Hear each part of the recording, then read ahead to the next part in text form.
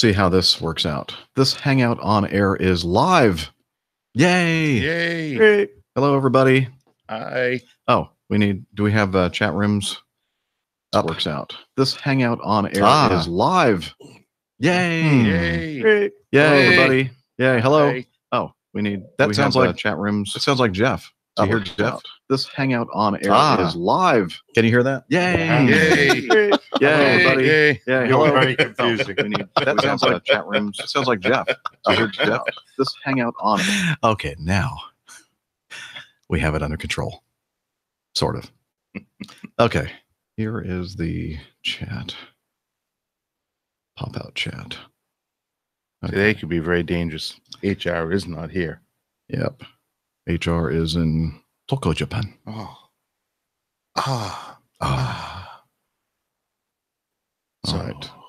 Let's see. I'm going to hit the record button on this. Oh, Ed, I haven't set that live recording. Yeah. Well, you don't have to worry Oh, about yeah, it. let me this set time. my. Oh, yeah, I don't have it with Are me. you sure? You don't have to do the clapper things. Wait, hold But on. we can do it. No, we Let's need to just do that. it. Yeah, we need to do that. 1, 2, 3. Brilliant. Smart Alec. We gave ourselves a standing ovation. Yeah. That's the best I can do, you know. You're gonna I do believe me. it. Wait, no, please don't. Hello, Nick Camacho. Excuse me. Tanya, Alexander Ball, Alexander Graham Ball. See what I did there. Philip, Pip. All right. Tanya. I just flooded the bathroom in my hotel. How in the heck did you do that, Pip? He probably clogged the toilet and then flushed too many times. If you want to follow along on the chat, you can pull it up on your phone, I think. How would he do that? Follow one of the links, I expect. Yeah. Yeah. You gonna put up the link, by the way? Hmm? You gonna put up the link Why would we? What do you mean? so I can be in the chat room? I sent it. It's right there. Oh, it is there. Okay. I just had to refresh. I do apologize. Boink. Okay, I need to Dark theme. turn that off so it doesn't make noise. You guys probably didn't hear. Did you hear that noise? Yeah, you did. Okay. That's nice. Maybe that's not going to work. Just shutting the volume down. I just turned it off and paused it. And what is this low fares from Fort Lauderdale? I don't know. What's this cute girl on the river Commercial. doing? And have anything to do with Fort Lauderdale. I don't know, but I'd rather watch that. Me too. Let's get rid of this. Okay. But I need to chat. I've never tried to do this with the iPad. This is not a good idea. Well, yeah, don't start typing stuff in the chat unless you pick that up and put it in your lap, because it's gonna. Okay, we are recording here. Looks like we're getting a decent signal. And Chad, if you'll reach up and hit that middle button. Hopefully it won't get too warm in here. If it does, we can turn it on. But thank you, sir. I'm sitting next to Liz. How can I get warm? Okay. Catch the fun at the 2019 Geico Oh, Grand that sounds like fun. Presented by Dick's Sporting Goods, March 15th. And I'll put mine on mute just in case. view. I'm Yeah. in the chat room. Excellent. View. Hide sidebar. We're kind of all scrunched up here together in Nick's hotel room. Studio, what is it? 2203? Yeah. Um, You don't give the actual room numbers, do you? well, I can make up something else. By the time they hear this, you're going to be long gone. Oh, good, yeah. Good chance. Maybe, unless you don't do your training.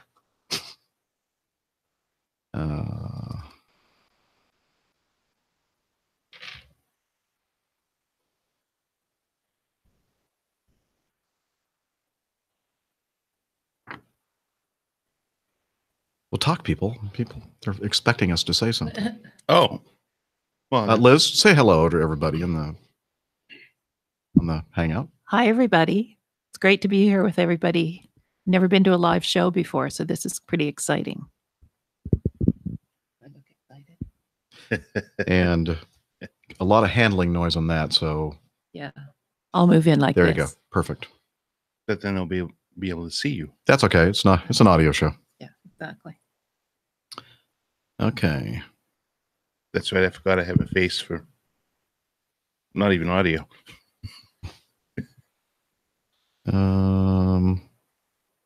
I have a feeling that there's like more stuff that I wanted to talk about at the beginning, but I didn't put anything in here. It's really a pleasure to have Nick back over here in the good old US of A, Nick. Great You're to very see you. little. Yes, extremely small. The little US of A. Yeah. No, good old. Oh, I forgot US to do of A. the. It's lovely to be here again. It's like I spent half my life here. Well, not too soon. Not too soon in the distant future. You won't be spending any time here, except for one particular time in July, maybe. Yeah, and the odd holiday perhaps. Yeah. Visit my friends. Yeah. You always have a place to stay in Atlanta. Ah, thanks, mate. Always. And a party barge to go out and partake on some liquid attitude adjustment. Yeah, I'll probably need some of that in my retirement. Yep, certainly. 92 days to go, I think. 92 days. 20. What's today? But who's 20 counting? Let's see how many Um, days after retirement. Oy. Mine's 1,700 and something, I think. There you go. 92 days. Woohoo! Whee! 92. Let's see. Yeah, we love it. 6,020 days. Oh, Nice my round God. number. Well, still, I'm less than 200 months. I'm 197 months until retirement. And that strange voice you're hearing over here in the corner, it's Chad Freeman. Hi, everybody. He lives down here locally. Longtime APG community member and pilot Yes. and airline pilot. Airline pilot. Just as of, well, we'll talk about that when we start the show. Yeah, we'll talk about that in a little bit. When you started listening to the show, were you a private pilot? I had my single multi. Okay. Commercial. Okay. Very good. That's a great story. In the making. One we look forward to hearing more about on the show today. Absolutely. Okay. And okay, who wrote my script for the news? Wasn't me. You did. Nobody. That's the answer. Nobody wrote the script for news. So I'm just going to do the generic one. And I'm going to do somebody trying to get in. Good timing. Yeah. It was just as we're starting the show. Yeah. What in the world? I'll do the That's Java you know. Jive in post, or the coffee fund, since I neglected to get all that information before we started. And what's this thing about new aviation podcast subreddit? Oh, it's one of our listeners has set this up for people that want to discuss various podcasts, and we're in there. Oh, nice. Okay. That's from Mark Alexander Paquette? Yep. Or Paquette? Packet. How would you say that, Liz? Paquette. Paquette. Okay, excellent. Well, let me do a sound check here. WAPG. It's Let's the go. airline pilot A guy. little too loud? Okay. That's a bit loud. Good. I'm pretty deaf. I'll It's fine turn- for me. I'll turn it down. I'll turn it up. Yes, you have the. Oh, by the way, your is your volume okay in your It's a little earbuds? loud. Little A loud. little loud. How about for you? Is it Done of it. okay? So I 'Cause think this you're one's like- yours. You're like 18 inches from me. Thank you. That's what she said. Hello, hello, hello, hello, hello. That's somebody else's volume. That was me. Okay. Hello, hello, hello. Okay. Is there anybody out there? How's your volume, Liz? Good. Okay. Well, There's one simple trick to controlling your weight. Cardiologist Stephen Gundry says he solved. Sorry. Oh, by the way, I turned off my vibrator. thank you. Thought I had it turned off. We're sharing a room, and if you don't mind, could you turn it off tonight, please? Thank you. I know it kept you up. It did keep me. Yeah, it did. Yeah. Unlike the ceiling that was vibrating because of you. Hey, I told you. I told you I snore. It was good. Actually, didn't bother me one bit. I was more worried about you. Oh, no, I didn't. I heard you a couple of times, but whatever. It's not a big deal. Okay. It felt like it was like kind of Boy Scout sleepover. Yeah. But doing the tent thing, well. Yeah. With flashlights. Too much information. With flashlights. Hey, look at that. Dana's over there with a pup tent. Short Good thing it was halfway to the ceiling. Oh, boy. Here we go. All right. Yeah? No, that's enough. All right. HR. Where's the HR when we need her? on the other side of the world. Oh, yeah. I wonder if she's watching / listening right Said now. it was going to be 2 a.m. No. And the answer is no. No. Okay. So how am I going to do this? I want to read this script, but then I also want to have access to the. There we go. Fred was going to be here with us, ladies and gentlemen. In fact, we got a chance to meet up with Fred last night, and unfortunately, he has real work to do, and unlike us, and he couldn't join us for the live recording today. So, real work. Yeah, I don't have to see work again for a month. Yeah, all right for some. Well, I mean, real work, not airline pilot stuff. Oh, that's right. Yeah, that's not work at all. No, I wouldn't call that work ever. Okay. It can be difficult at times, but yeah. Okay, here we go. Liz, we're starting at what, 12:14? WAPG. It's the Airline Pilot Guy. Airline Pilot Guy, episode 364. Yeah, he's up in the sky. It's the Airline Pilot Guy. Hello, you're listening to the Airline Pilot Guy Show, the view from our side of the cockpit door. I'm Captain Jeff, your host, broadcasting live from Studio 2203 in the Marriott Babeland Studios in Miami, Florida. Today's show was recorded on the 28th of February, 2019. Yeah, he's up in the sky. It's the Airline Pilot Guy. Put your light and it's flying by. With the Airline Pilot Guy.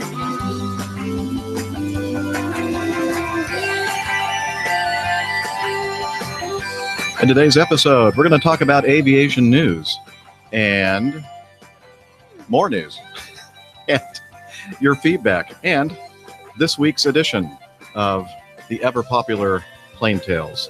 Another of our bombs is missing, so get all settled in. Tray tables and seat backs in their upright and locked positions. Electronic devices powered on. Flight 364 is ready for pushback. Hello, everyone, and welcome to the Airline Pilot Guy Show. It's an aviation podcast, right?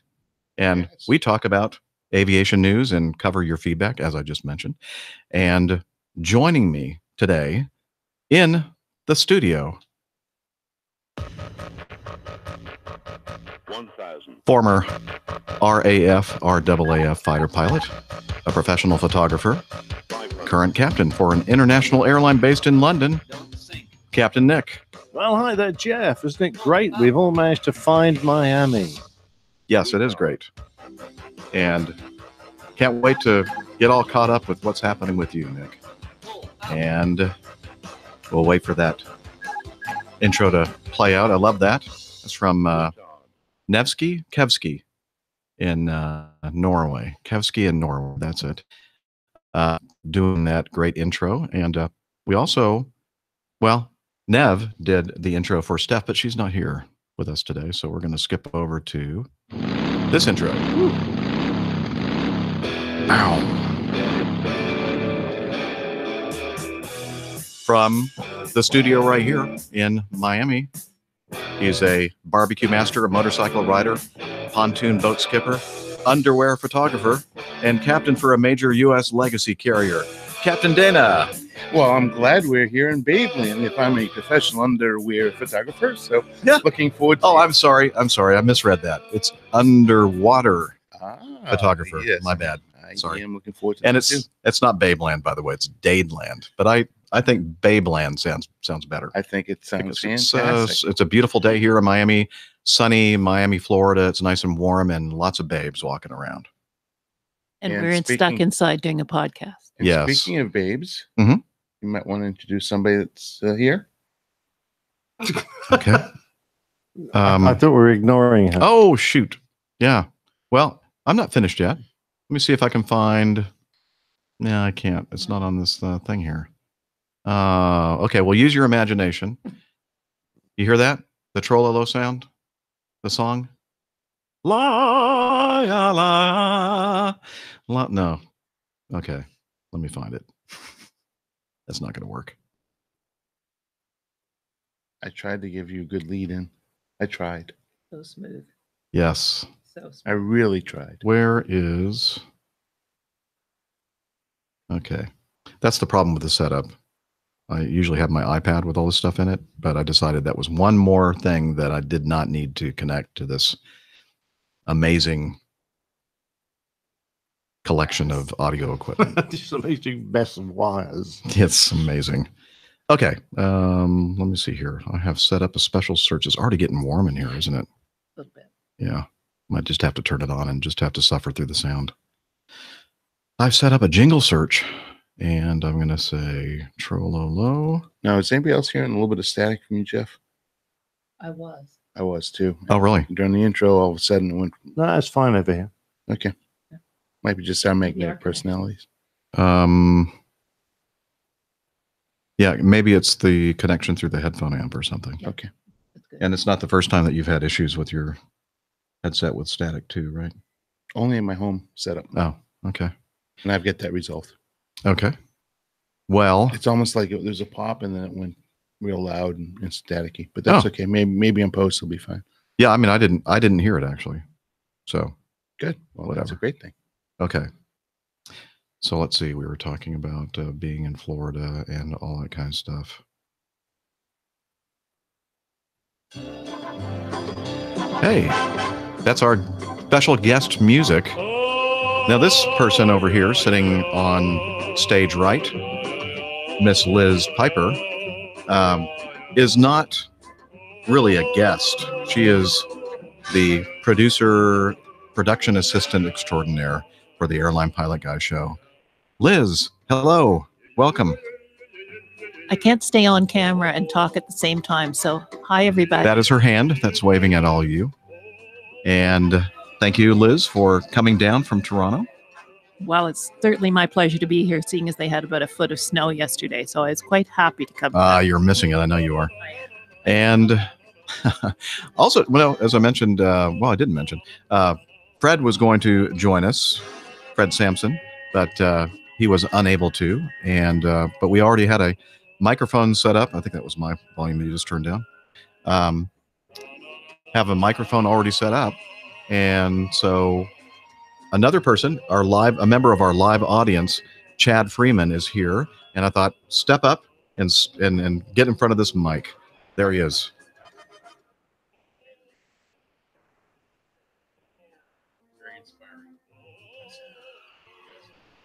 Excellent. Well, Chad has been around for quite some time as far as the part of the APG community. I think you were telling me that you started listening from about episode 60-ish. Okay. Yeah. So that's been quite some time.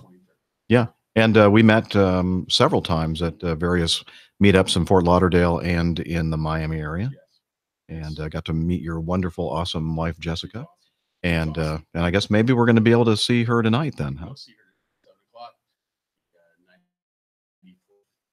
Yes, having a meetup here. Now, if you're listening to this audio podcast or even watching the video, it's going to be too late if you're down here in the Miami area. But hopefully you're not hearing Chad. Oh, really? Why would they not be hearing Chad? Just thought I'd say. Everybody else is hearing Chad, right? Yeah, we hear him loud and clear. Let me think about this.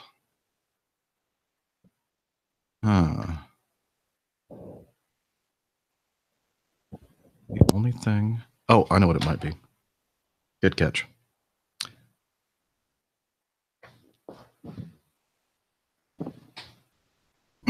It is the auxiliary bus setup. Look at there. Now, say something, Chad. Hello, APG community. I'll bet they're saying that they can hear him now. After the suitable amount of lag, latency. Not yours, Waiting on it. Yeah.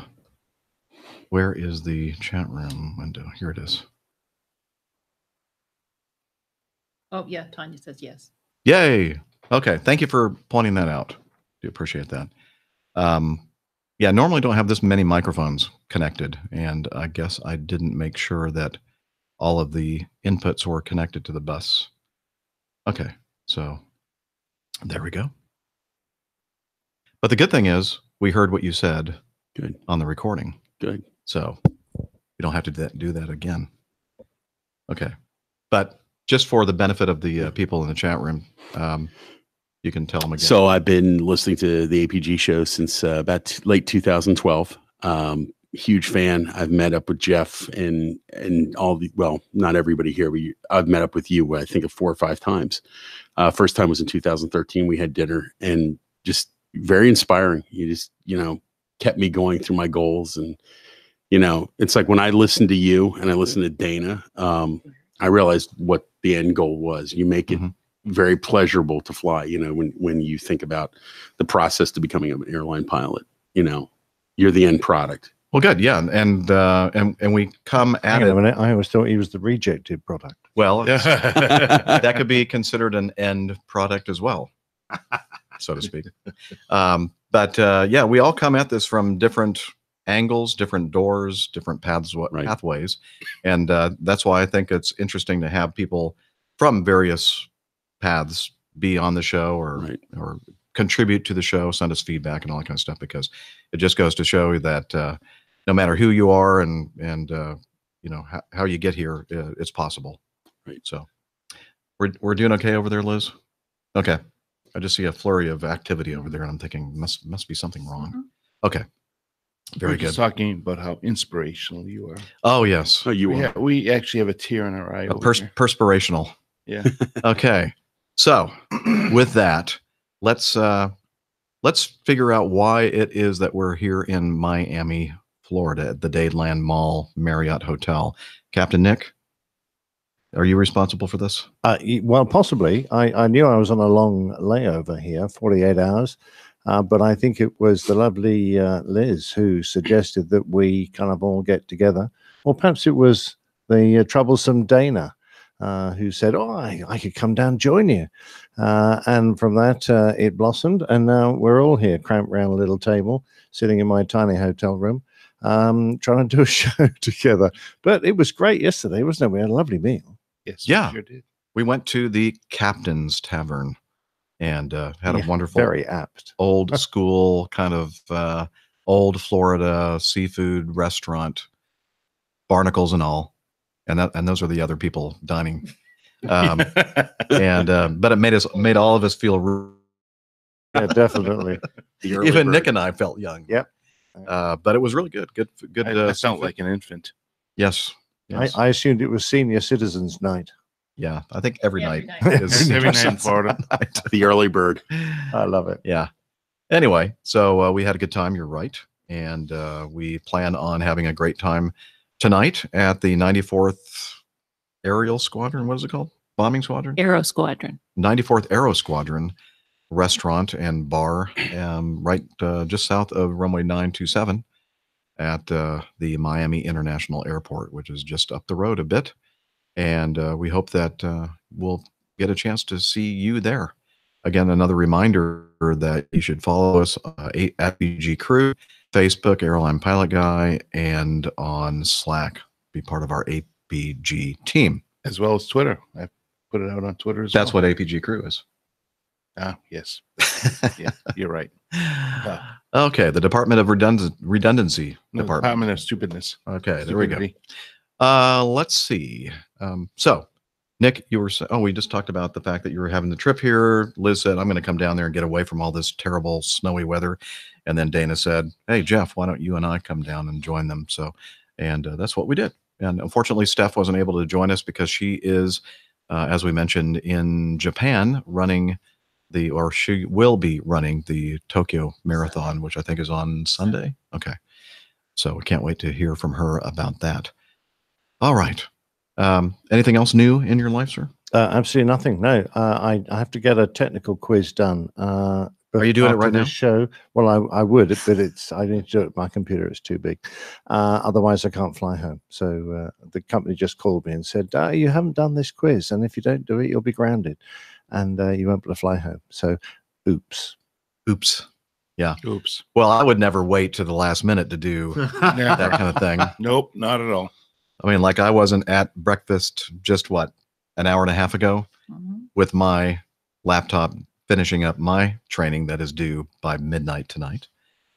So I got that knocked out finally. Yeah, well done. Yeah. While multitasking, sort of having a conversation, not really listening to what they are all saying. Was kind of rude, actually. Yeah. Yeah. Well, that's me. He was just in his own world. Yeah. Non-conversationalist. Yeah. Well, I'm here now to talk. But the food was delicious. Well, tell us about that, Dana, and what you have been up to. Well, I just finished working 10 of 11 days in a row. So it was exciting. It was, not too exciting. So that's why we like it in the airline business, right? We don't like too many issues. I did have one incident we talked about last night. And I'm not used to turning my head. I'm sorry. That's okay. I like to look at you when I'm talking. So what incident? But just look at me over there. I'm right there on that screen. I know. Hi. So anyways, we're taking off out of Acme's base of Atlanta, and it was a beautiful day, kind of like how it is today here in South Florida. Not a cloud in the sky, fairly warm temperatures in the low 50s ish. However, there was high winds. It was variable a little bit.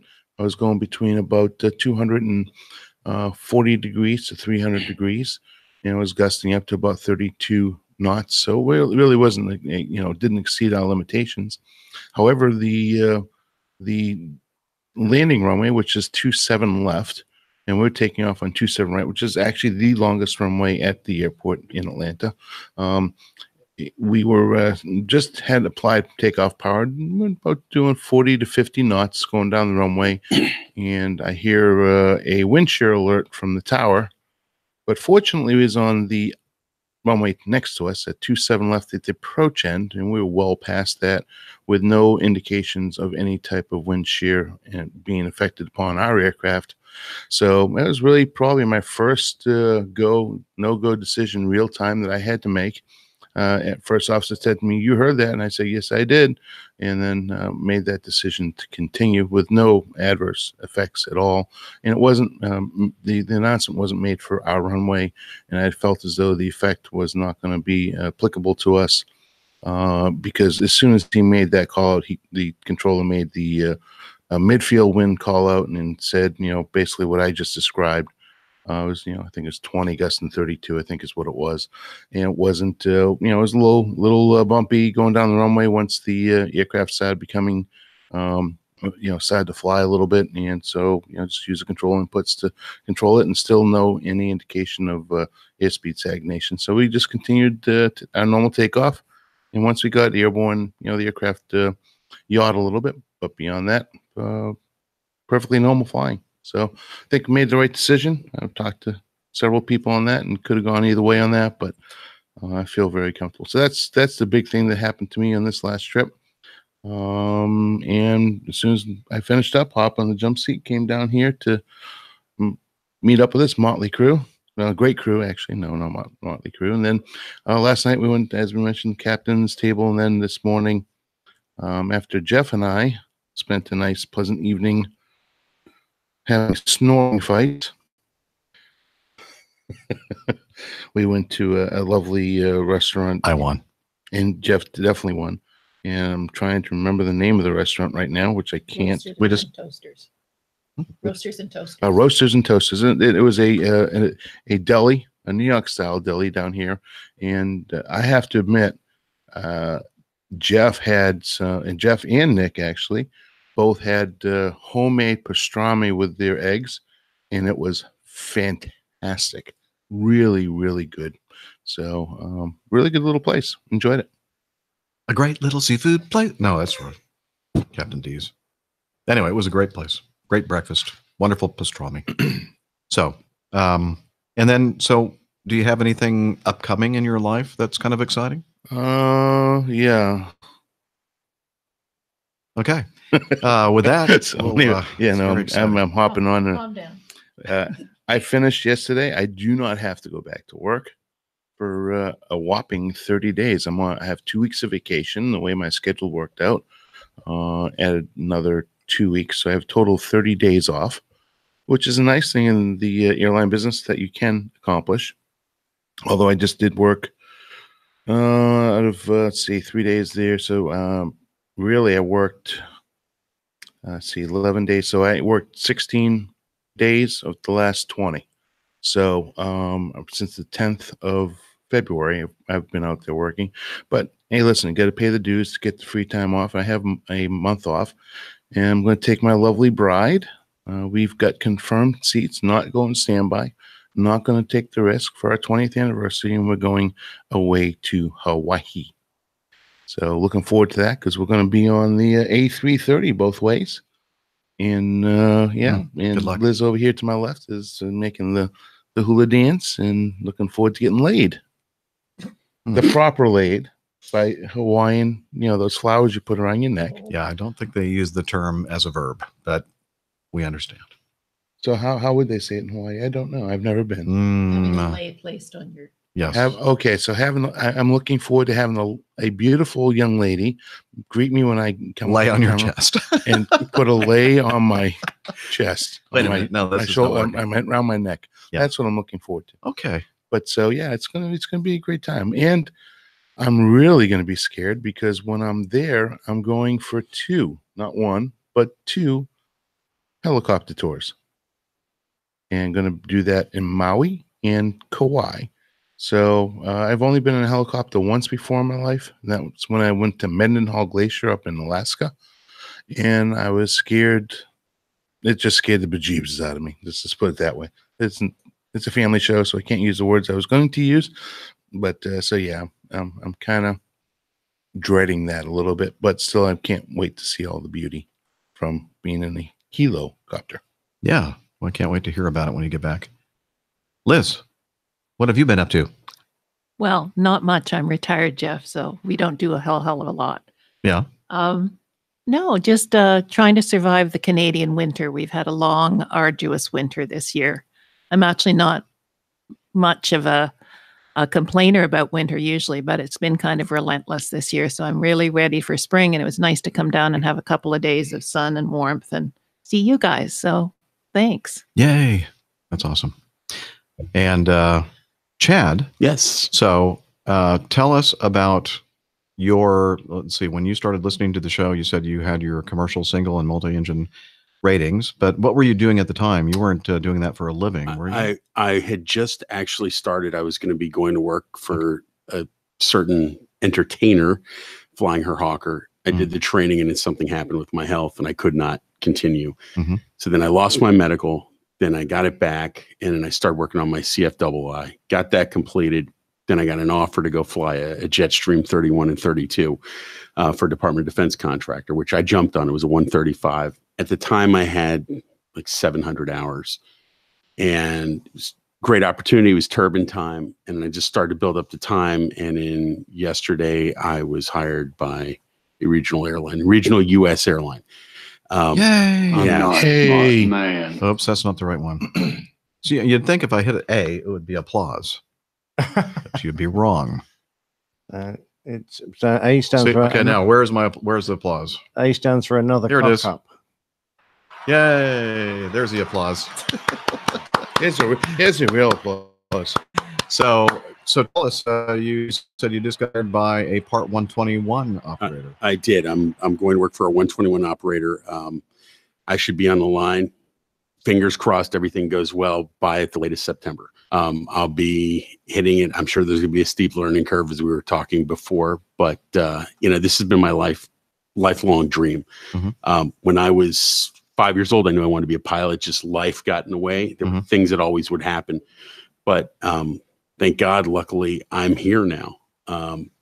But I think the training's intense. I really do. When I look at you guys and I see what you've been through, I mean, to fly an A330 and MD-88s, training's intense to get where you are, to sit in the left seat. So, it's just, I think, a case of you just got to stick with something. If you want it badly enough, you'll find a way to do it. And I always found a way to do it. Excellent. Perseverance is important. Perseverance all the way. You just have to keep fighting for what you want. And, there are going to be people who are going to tell you, don't do it. Don't listen to anybody. Just believe in yourself. That's really what I believe.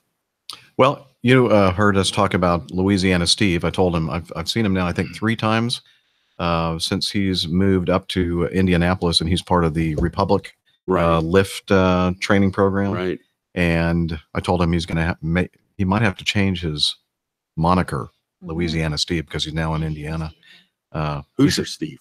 Yeah, Hoosier Steve. He could be Lafayette, Indiana Steve, but he's not living in Lafayette, Indiana. Anyway, just saw him on this last trip that I just finished. Met up for lunch at PF Chang's in downtown Indianapolis, and he's doing great, plugging along in the training and working on his commercial. I think that evening we met for lunch, and then that evening was heading out to do an IFR night sortie. And when he makes it through the program, he'll be sitting in the right seat of a ERJ for Republic Airlines. So he's on his way. Yeah, probably 170, 175, I think. Yeah, 175, I think. Yeah. So I'm looking at the chat room, and the chat room is lighting up with congratulations to Thank you. And Rebecca took the time to say, way to hang on to it. You're an inspiration. Way to go, Chad. Thank you. I appreciate that. I never let go. It's just, if you want something badly enough, if you would come to my house, you would know how badly I wanted, how much I love aviation. I have every plane that Acme has ever flown, from the DC-3 up to the new livery. I mean, I just have always wanted that. At this point, I didn't care where I ended up, as long as it was some decent quality of life, where I had an opportunity to build some more turbine time and ultimately become a PIC turbine, a captain. But you just can't quit. If you want something badly enough, you have to find a way, because you don't want to, not to become philosophical, but you don't want to wake up on your deathbed realizing that your life was, I could have done, I should have done. Just make it what you want it to be. And it's a true testament, because there's so many of us out here that in the community that listen to the show that have questioned whether they're going to go forward and pursue this career. And you're a living testament as to the reason why you should never live with regrets and just go for it. No, I mean, but you guys are all very inspiring. I mean, your stories are all different, but what you've done to get to where you are, it's inspiring. It's like when I met you, Captain Jeff, in 2013, and you and I were talking about flying, I mean, I thought, that's who I want to be like. I want to be like you. I want to end up the pilot that you are. And yes, I've never flown with you, but I'm sure you've got to be the best of the best. I mean, obviously. Yes. No, I'm just kidding. I think you are. I believe you undoubtedly are the best of the best. Yes. You don't know him very well, do you? You've never flown with him. Yeah. But hopefully someday you get to fly with him. I hope so. Soon. Well, I hope so. Hurry. I mean, I'm in a rush to get through the training, get through the regional, and God willing, maybe Acme will be desperate enough to hire me. Come on. Don't talk like they that. They won't be desperate. They'll want to hire you. Yes. You've been through so much hardship. Yeah. And that just shows the mettle that you have to just forge on and persevere. And it's paying off. Yeah. Never give up. And never quit. And who made it possible for you to be able to do this? Well, my wife Jessica was really the driving force behind it. I can go back to being 5 years old. My late mother was a real driving force. She had a deal with me that if I did well in school, that every Saturday, we would go to synagogue. That was the thing. Every Saturday we'd go to the synagogue. And then after, we would drive out to the airport. I grew up in Cincinnati for the most part. And so we go to the Cincinnati airport, and I got to see Acme in its infant stages there grow from, at the time, it was a few flights up to, I think at their high point, maybe 800 a day, I think they had in the Cincinnati hub. Yeah, it was a big hub. Yeah. And I got to see that from the ground up. I mean, when I was 14, I was 13 years old. I was 14 years old. She made a deal with me. If I get straight A's this one semester, it was actually a quarter, she would take me out to the airport because Acme was bringing the 767-200 in there, flying it from Cincinnati to Los Angeles. And it would come in at like 3:00 in the afternoon. I think it was coming from, I think it was LaGuardia of all places, into Cincinnati, then it would continue on to LAX. And so the deal was, if you get straight A's this one quarter, I will take you out there and we'll get pictures. Well, she got, in those days, you could walk through security. You didn't have to, have a ticket to go through. And she somehow found a way to talk to the captain. And before they pushed back, they had a lot of time. He gave me a tour of the plane. Those are the things that started this. It was my mother and my wife pushed me when I was ready to give it up. She pushed on me. She was always a support to this. So I'm very thankful for that. I really am. I had, two great women behind me to do this. And I couldn't have done it alone. There's no way. Excellent. Great story. Yeah, Yes. I mean, very inspirational. And, Yeah, we may inspire you, but you're inspiring us. yeah, inspiring Thank us. you. And, hearing it in the Yeah. chat room here from other people. Thank you. And many in the other chat room. people who are just thinking about making the change. Right. They know you've had to jump lots of hurdles to get where you are. So, I mean, here's the thing. Right now, it's the best time, I think, in the history of being an airline pilot to get into it. There are people who are in their late 40s who are starting out, getting their private license and building time. The airlines right now, as long as the economy is doing well and people are retiring or pilots are retiring, I think the sky's the limit. You could be early 50s and still get to a regional now. Well, and you mentioned that you got hired at the regional. Yeah. You just talked about how much of a need there is for pilots out Yeah. there.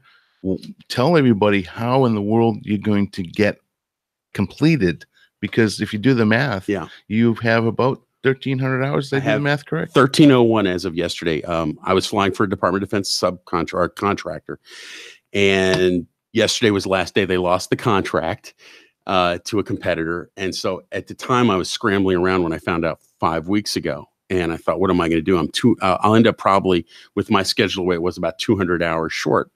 So this one regional airline, who I will not name, made me an offer. We'll hire you, and we'll get you the 200 hours that you need. They'll pay for you to get the final 200 hours. The deal is, I go up for training next month. I start one day, and then I have to do a written exam of everything they've given me to study. Then I come home for 3 months, and I have to build up the final 200 hours. And then I'll be in their headquarters, in their training center, probably right around July 1st, ready to go. So how are you going to do that? How are they providing that for you? They will. I basically picked out the flight school that has the plane. They get the written estimate, and then they release the funds. And you and I talked about it. I'm going to go cross country. Literally, I'm going to fly from South Florida all the way out to LA, work my way up to Seattle, go as far east as Boston, and go back south here. And that should do it. And I should be ready to hit the line. And basically, I think what it takes to be a really great pilot is obviously instrument skills. So my whole thing is, I want to get as close to actual as I can, keep my actual up, because I think I only have 116 hours of actual right now. And I've gotten a lot of the actual in the last year flying over the North Atlantic. But the whole thing is, keep your instrument skills up. And that's the most important thing. Practice holds. So wherever I am, I'm going to practice holding patterns, doing whatever I have to make sure my instrument skills are top notch, because I think that's the only way you get through this training. I can't remember the last time I held Jeff. Can you? The last time you Jeff. held me? No. Last night, right? No. No. Don't start any rumors. No. Last time you actually held in the sky. Holding pattern? Holding pattern. Flew a holding pattern? I did one very last minute present position hold on the north right downwind for runway 26 right just a few weeks ago. It was like, yeah, because the ceilings were such that they were getting some people that were going miss.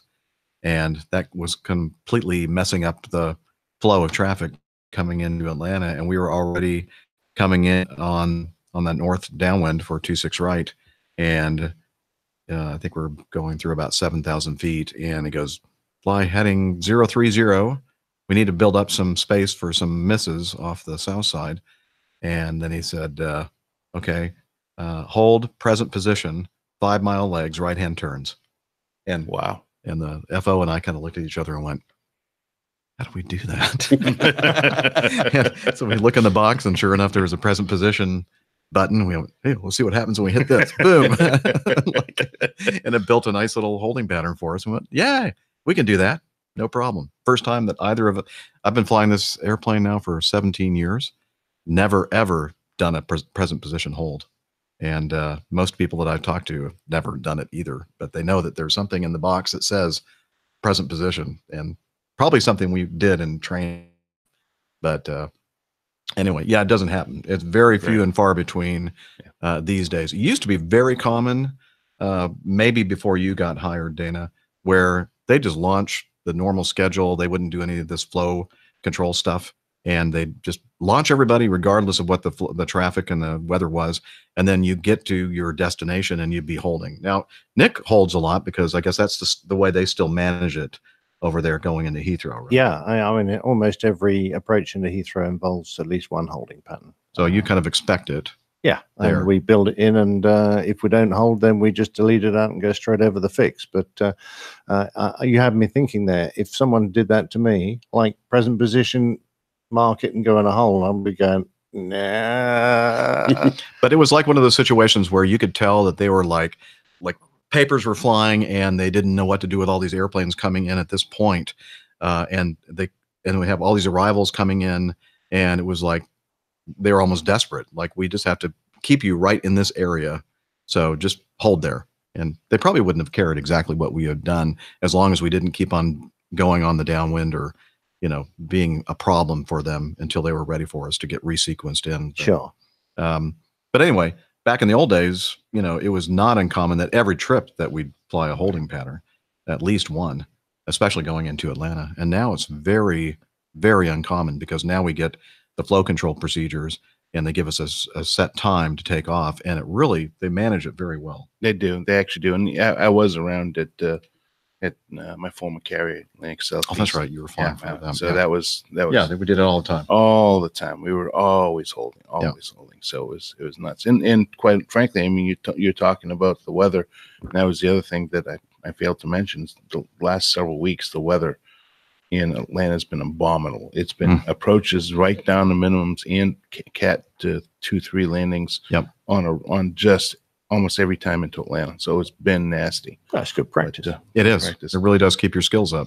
Yeah, it sure does. But it makes for a very long day, and you're very, very worn out. Especially when you're working pretty much all of them straight. Very little break. But congratulations. Thank you, Chad. Thank you for joining us. And thank you for having me. Basically, it's an ab initio program. Realistically, is what you have right now. So exactly, it's awesome. Yeah, it's awesome, and it's it's my dream. Now I'm going to make it happen. Well, let us know so we can put the tour on the website, and maybe you can have some meetups along the way. Absolutely, I think that'd be great, and I will I'll bring my video camera and I'll report back. I think it'd be awesome. Very cool. A lot of fun. Somebody who has listened to the show for about, I think, years. I was in Atlanta going up I was at the top of an escalator, and I was watching an airline pilot just about to head down an escalator.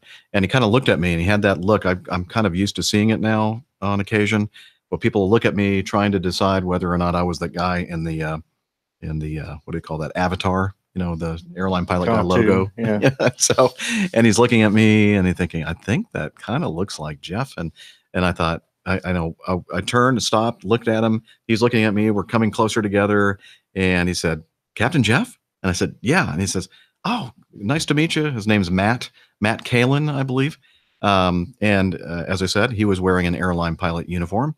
He has been with the regional airline for 16 months, something like that. And I believe he told me he was going to be upgrading to captain this summer. And so things are going well for him.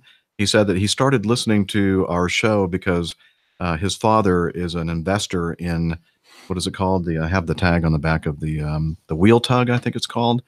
We talked about various towing devices that Wheel tug Wheel tug. driving aerospace. yeah. So his dad has put a lot of investment money into that company, and he said he started listening to our show because we were talking about it, and then that kind of, our show also helped to inspire him to go for this career in flying Right. airplanes. So obviously it worked for him too. So another success story out there, and it won't be long, I'm sure, that Matt will be working for the majors. So Since you mentioned that, it would be really bad for me not to mention. I was flying the flight from Birmingham to Atlanta, and got off the airplane and had a gentleman approach me and said, "Well, are you famous? Aren't you famous?" And I said, "Well, maybe I'm infamous. I don't know about famous." And so Chaplain Peter, yeah, who you know as well, Peter Bondi. Peter Bondi, we had a very nice conversation. Although I was running for the bus, I felt so bad because I, just finished my trip and I had to be back in less than 24 hours. Well, actually, only 16 hours from the time I left the airport until the time I had to come back to work. So, but we had a very nice conversation. He recognized me as I was stepping off the aircraft that I just flew. So yeah, he's a volunteer chaplain at the Atlanta International Airport. Speaks, I think, 5 languages. He's from Brazil, I believe, originally. He invited me to be part of the homecoming last fall at Embry-Riddle, that we talked about on the show. Okay, I'm going to take a pause here because it looks like we're getting really blown out in the exposure on this because the light's changing here. Also needs some AC in here. Sounding so fat.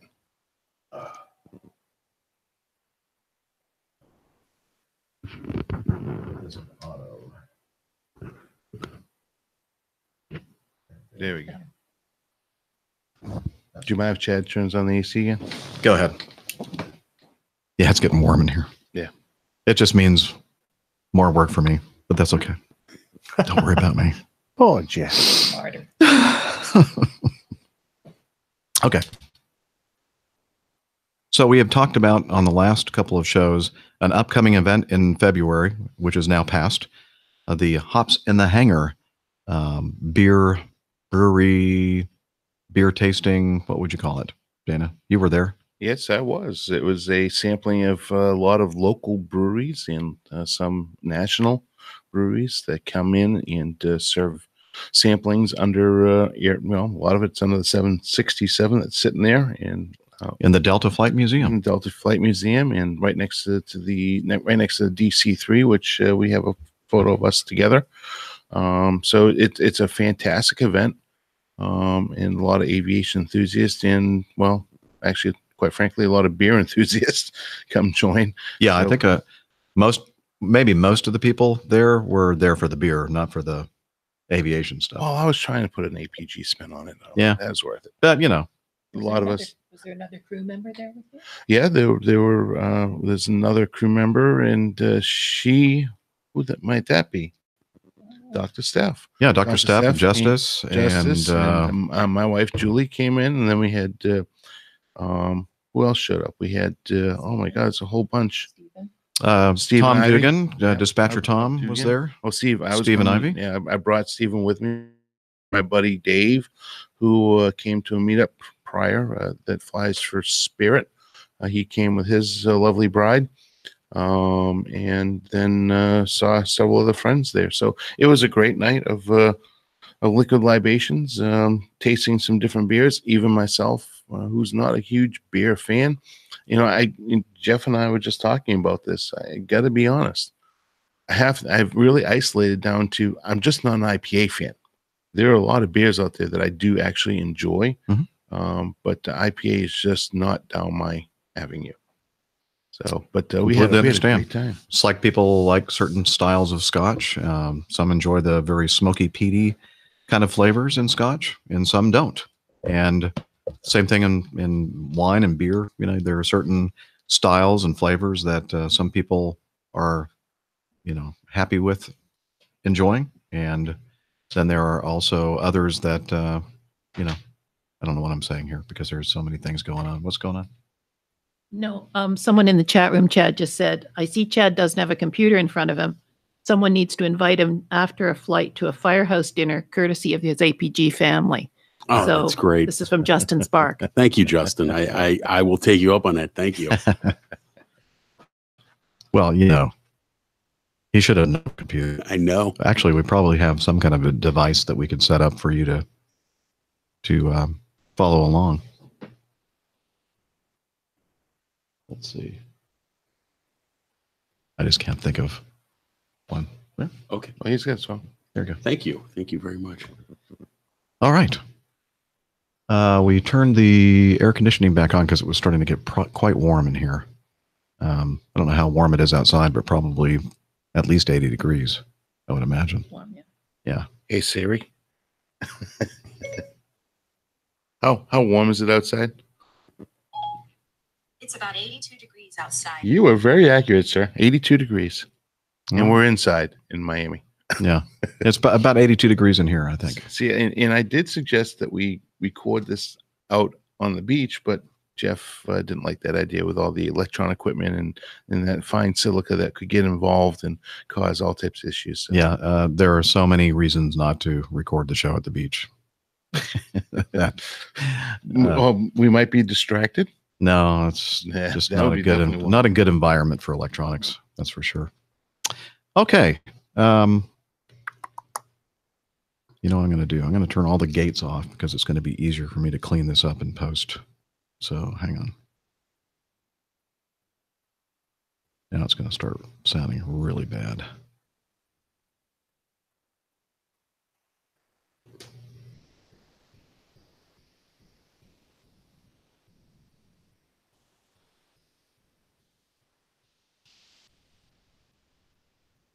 Okay. There we go. Well, we could just take a break for about 10 minutes, let the room cool down. Yeah, but it only takes about 5 minutes for it to start getting stinking hot in here. Okay.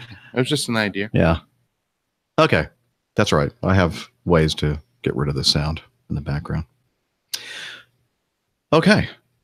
Now, we've been talking about meetups, and as we've always mentioned that heading over to the Airline Pilot Guide website, looking at our calendar, the community calendar, is a great way to keep track of all these meetups and places where Captain Nick and Captain Dana, Captain Jeff, and Dr. Steph are going to be, and ways that you can contact us and set up a meetup of your own. And again, that's airlinepilotguide.com/calendar. And we are also, we have a meetup channel on Slack. So pay attention to Hillel is Hillel still in the bathroom?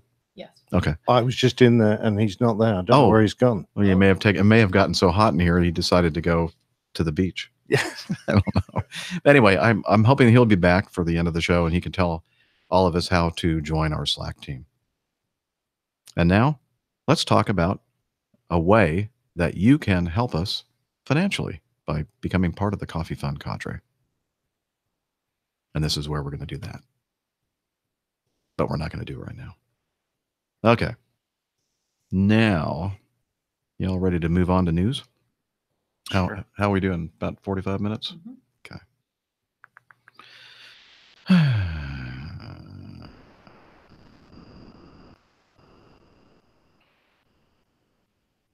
Here we go.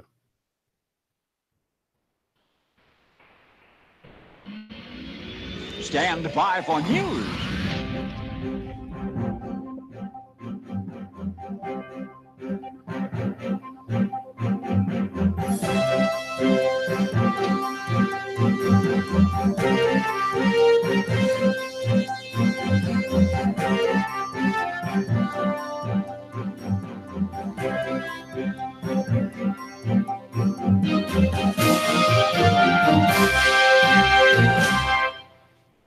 Okay. Haven't we already talked about this? Really? This happened after the last show? I've been paying so close attention to it that I just assumed that we had already talked about it. Okay. 3 presumed dead. Nope. 3 confirmed dead after a cargo jet nosedived into Trinity Bay on approach to Houston Intercontinental Airport. And let's see. So basically, we all know the story. It's a twin-engine Boeing 767 operated by various pilots, contracted by various pilots, most of whom I think fly for Atlas, for the Amazon Prime operation using the 767. This is a 767-300 that was heading into George Bush Intercontinental Airport from Miami, Florida last week when it crashed, and it was in the middle of the day.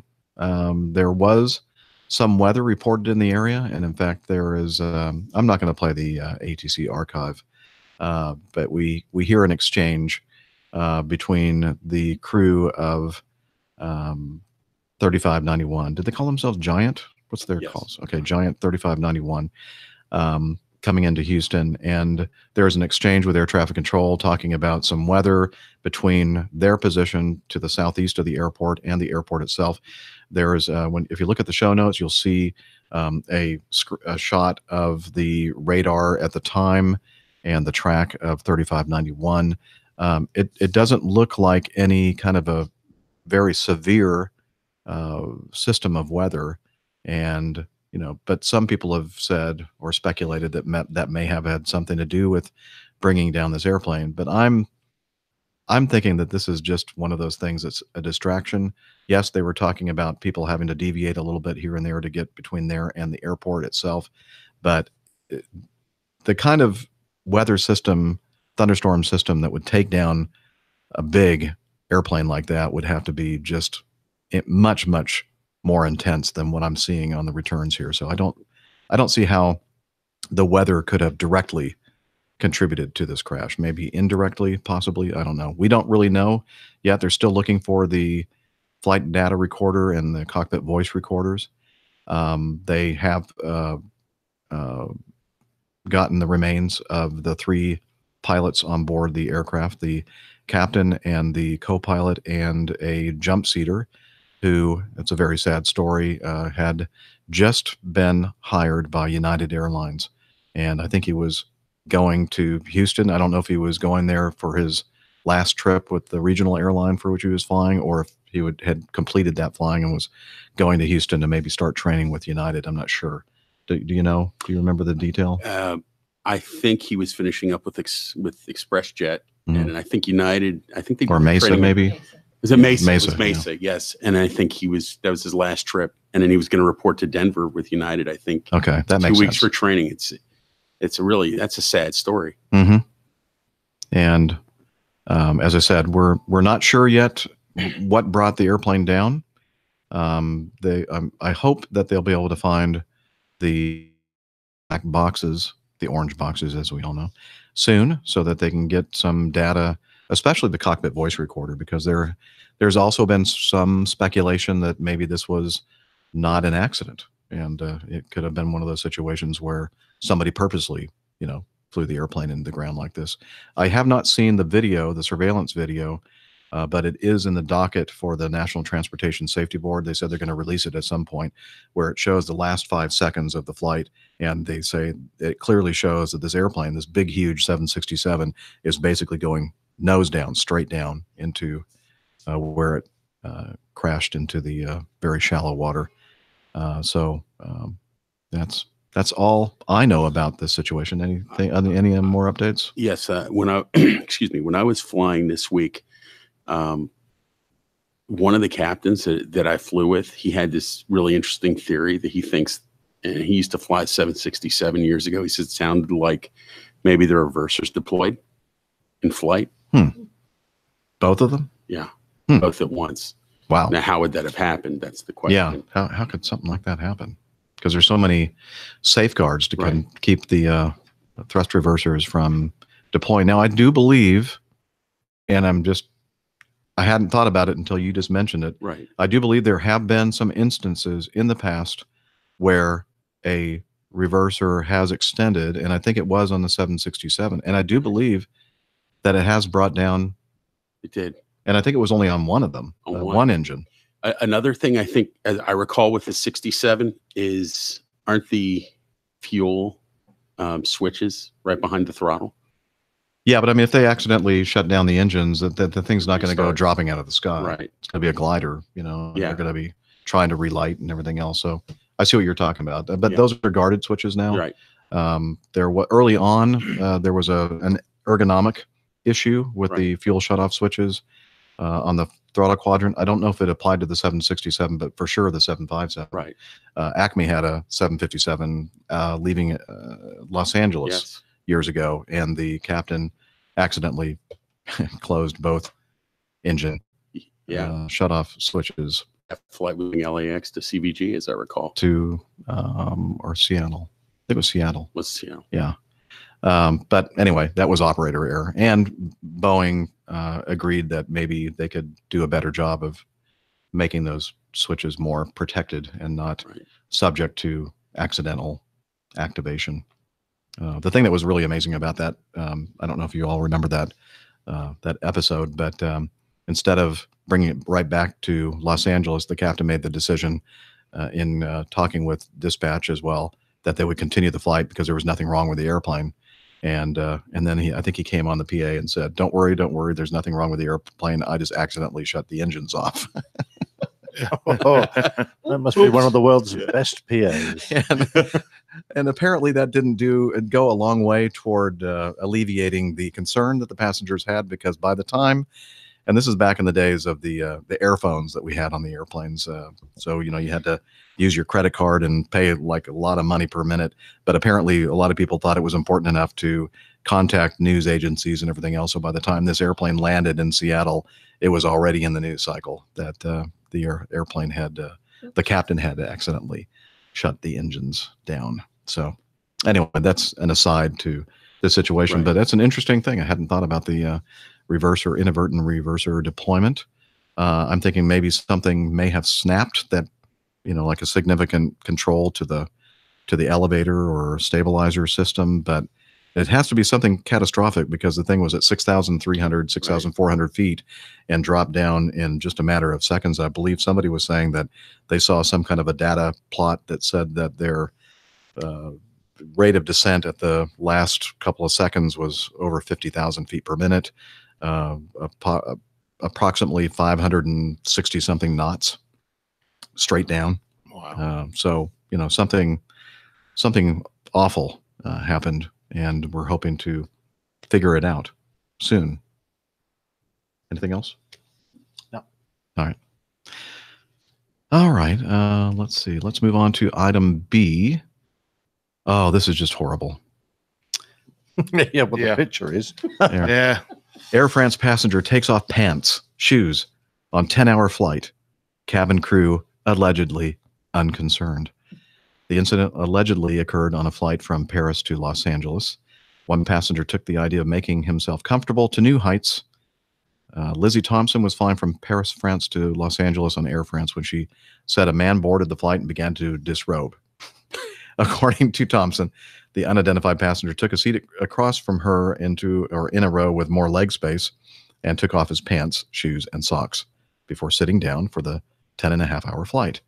Well, I understand. You don't want to get creases in your pants. No, exactly right. It looks smart when you get off the other end. Exactly. Thompson's long flight did not end there. Shortly after taking her seat, she said another man with a ukulele boarded. A ukulele. Yeah. And was ushered over by the man in boxers to make some music. All right. This story gets even better as it goes on, doesn't it? It's a good one. After the man stripped, Thompson claimed she alerted a flight attendant about the man's choice of travel apparel, but was shrugged off. The bizarre travel experience continued with the man stealing 4 mini bottles of wine from the cart 2 hours into the flight, and then eventually getting cold enough on the flight to put on his winter jacket, though the pants seemingly remained off for the entirety of the flight. So, this was on social media, people appalled by this passenger's behavior. Here's a picture of the gentleman in his boxer shorts. Now, honestly, it doesn't offend me that much. No, to be I've honest. seen worse It in doesn't. Costco. Yeah. So, Or the Atlanta airport. do you remember the story I told? And it's been a while since I told it. I used to, it's kind of embarrassing, really. You used to fly in your boxer Well, so shorts? I used to go on. My wife bought these shorts for me. It was kind of a heavier cotton flannel kind of a consistency to it, and it had a fly. and a button, and she bought these because she thought they were like cool shorts to wear. And she didn't tell me that they were boxers, and in fact, she didn't think they were boxers herself. And I went on several layovers in the 90s, walking around in these things, and not realizing that. And I can't remember exactly how we figured it out. We may have seen somebody else wearing them, and it was clear that they were boxer shorts.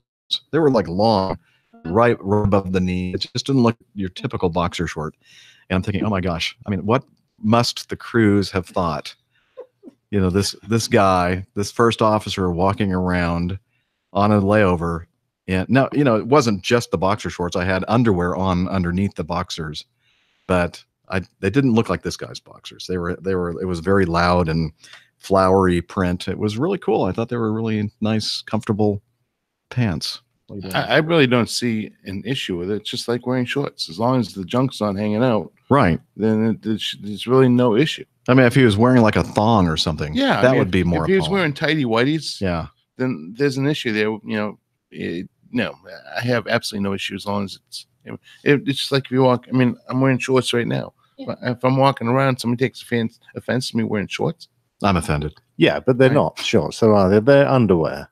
And he's taken his trousers off to sit there around in his underpants. And that's not acceptable. I'm sorry. Perhaps it's just because I'm British, but there you go. Okay. I've seen a lot worse things at Walmart. Well, not that I go to Walmart. So, well, I'm not saying that I condone this kind of behavior, but I'm thinking, I'm not sure it reaches the level of outrage. And, you know, this is social media, Jeff. Yeah. Everybody has to be outraged. Right. And I'm thinking, okay, yeah, maybe that wasn't appropriate behavior, but we've talked about a lot of things that were really inappropriate on the show, and I don't think this really meets the threshold. I mean, I'm thinking about, I mean, not to be sexist or anything, but what about girls that wear really tight clothing that reveals everything? Mm-hmm. I mean, that's. I think, can I just say, look, we're on a very small space on an aircraft, and there are dozens, if not hundreds of us. And I think it's probably appropriate to maintain a certain standard so you don't offend all the people that have to be right around you, very close to you, much closer than they would normally accept. If you see this on the street, you can turn around and walk away, but you can't do that on an airplane. True. So I think there's a certain standard you have to adhere to, and it's probably slightly higher than you might get in the average supermarket. I think that maybe the more appalling thing about this thing is the fact that the flight attendant just basically blew her off and said, and just shrugged and like, whatever, it's your problem, not mine. If she had like gone up to the passenger and said, look, it's not appropriate for you to be on our airplane here in this business class section or wherever they were, you know, without pants on. You need to keep your pants on, or do you have some pajama bottoms that you can put on or something that would be more appropriate attire? Yeah, I think that would have been, and that would have been the way to do it. Yeah, you know, and not just say, well. But I don't know where it's written anywhere in our FOM where it's actually, you know, or in the company manuals that says what people can wear and what not. I mean, I do know, you know, offensive odors is in there, but I don't know about clothing. Yeah, you guys have a standard of dress for, say, staff travel, yeah? Yeah, we do. Oh yeah, well, actually. And I'm disgusted by that actual change. It used to be you used to have to wear a suit and tie to get on the airplane. Yeah. Then they went to business casual, which to this day I will not. Well, all right. So Sunday I will be going very comfortably, but to this day I still wear business casual. Sure. But so you can what I'm saying is that there is obviously a reasonable standard of clothing that they expect you to wear because you might be identified as an employee. And I think passengers probably don't have to adhere to that standard for sure, but they have to maintain some standards.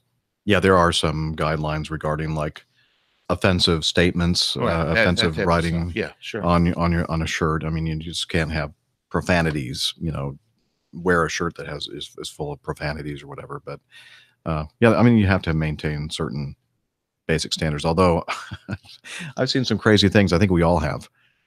People wearing in airports and on airplanes that you just think, did you actually see yourself in the mirror before you walked out of your house? You know? Well, I mean, lady getting off the airplane the other day. Remember the Super Bowl halftime show when was it what's the name of that entertainer? Janet Jackson. Janet Janet Jackson. Jackson. Yeah, well, this girl walking off the airplane the other day, and it just about plopped out. Mm-hmm.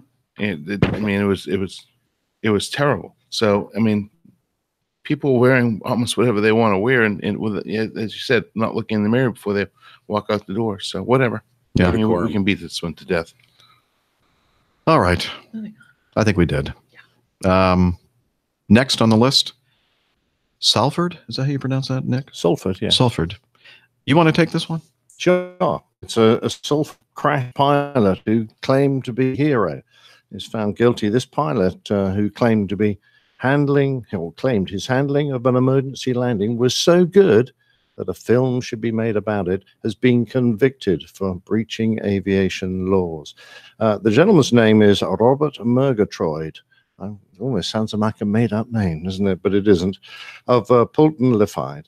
And he took off in a Piper PA-28 from City Airport in Barton on the 9th of September 2 years ago. And the plane was almost 500 pounds over its weight limit. It didn't get very high. It clipped trees near the motorway, the M62, and then crashed into a field. And the 52-year-old was found guilty of endangering his passengers and 6 more offences at Manchester Crown Court.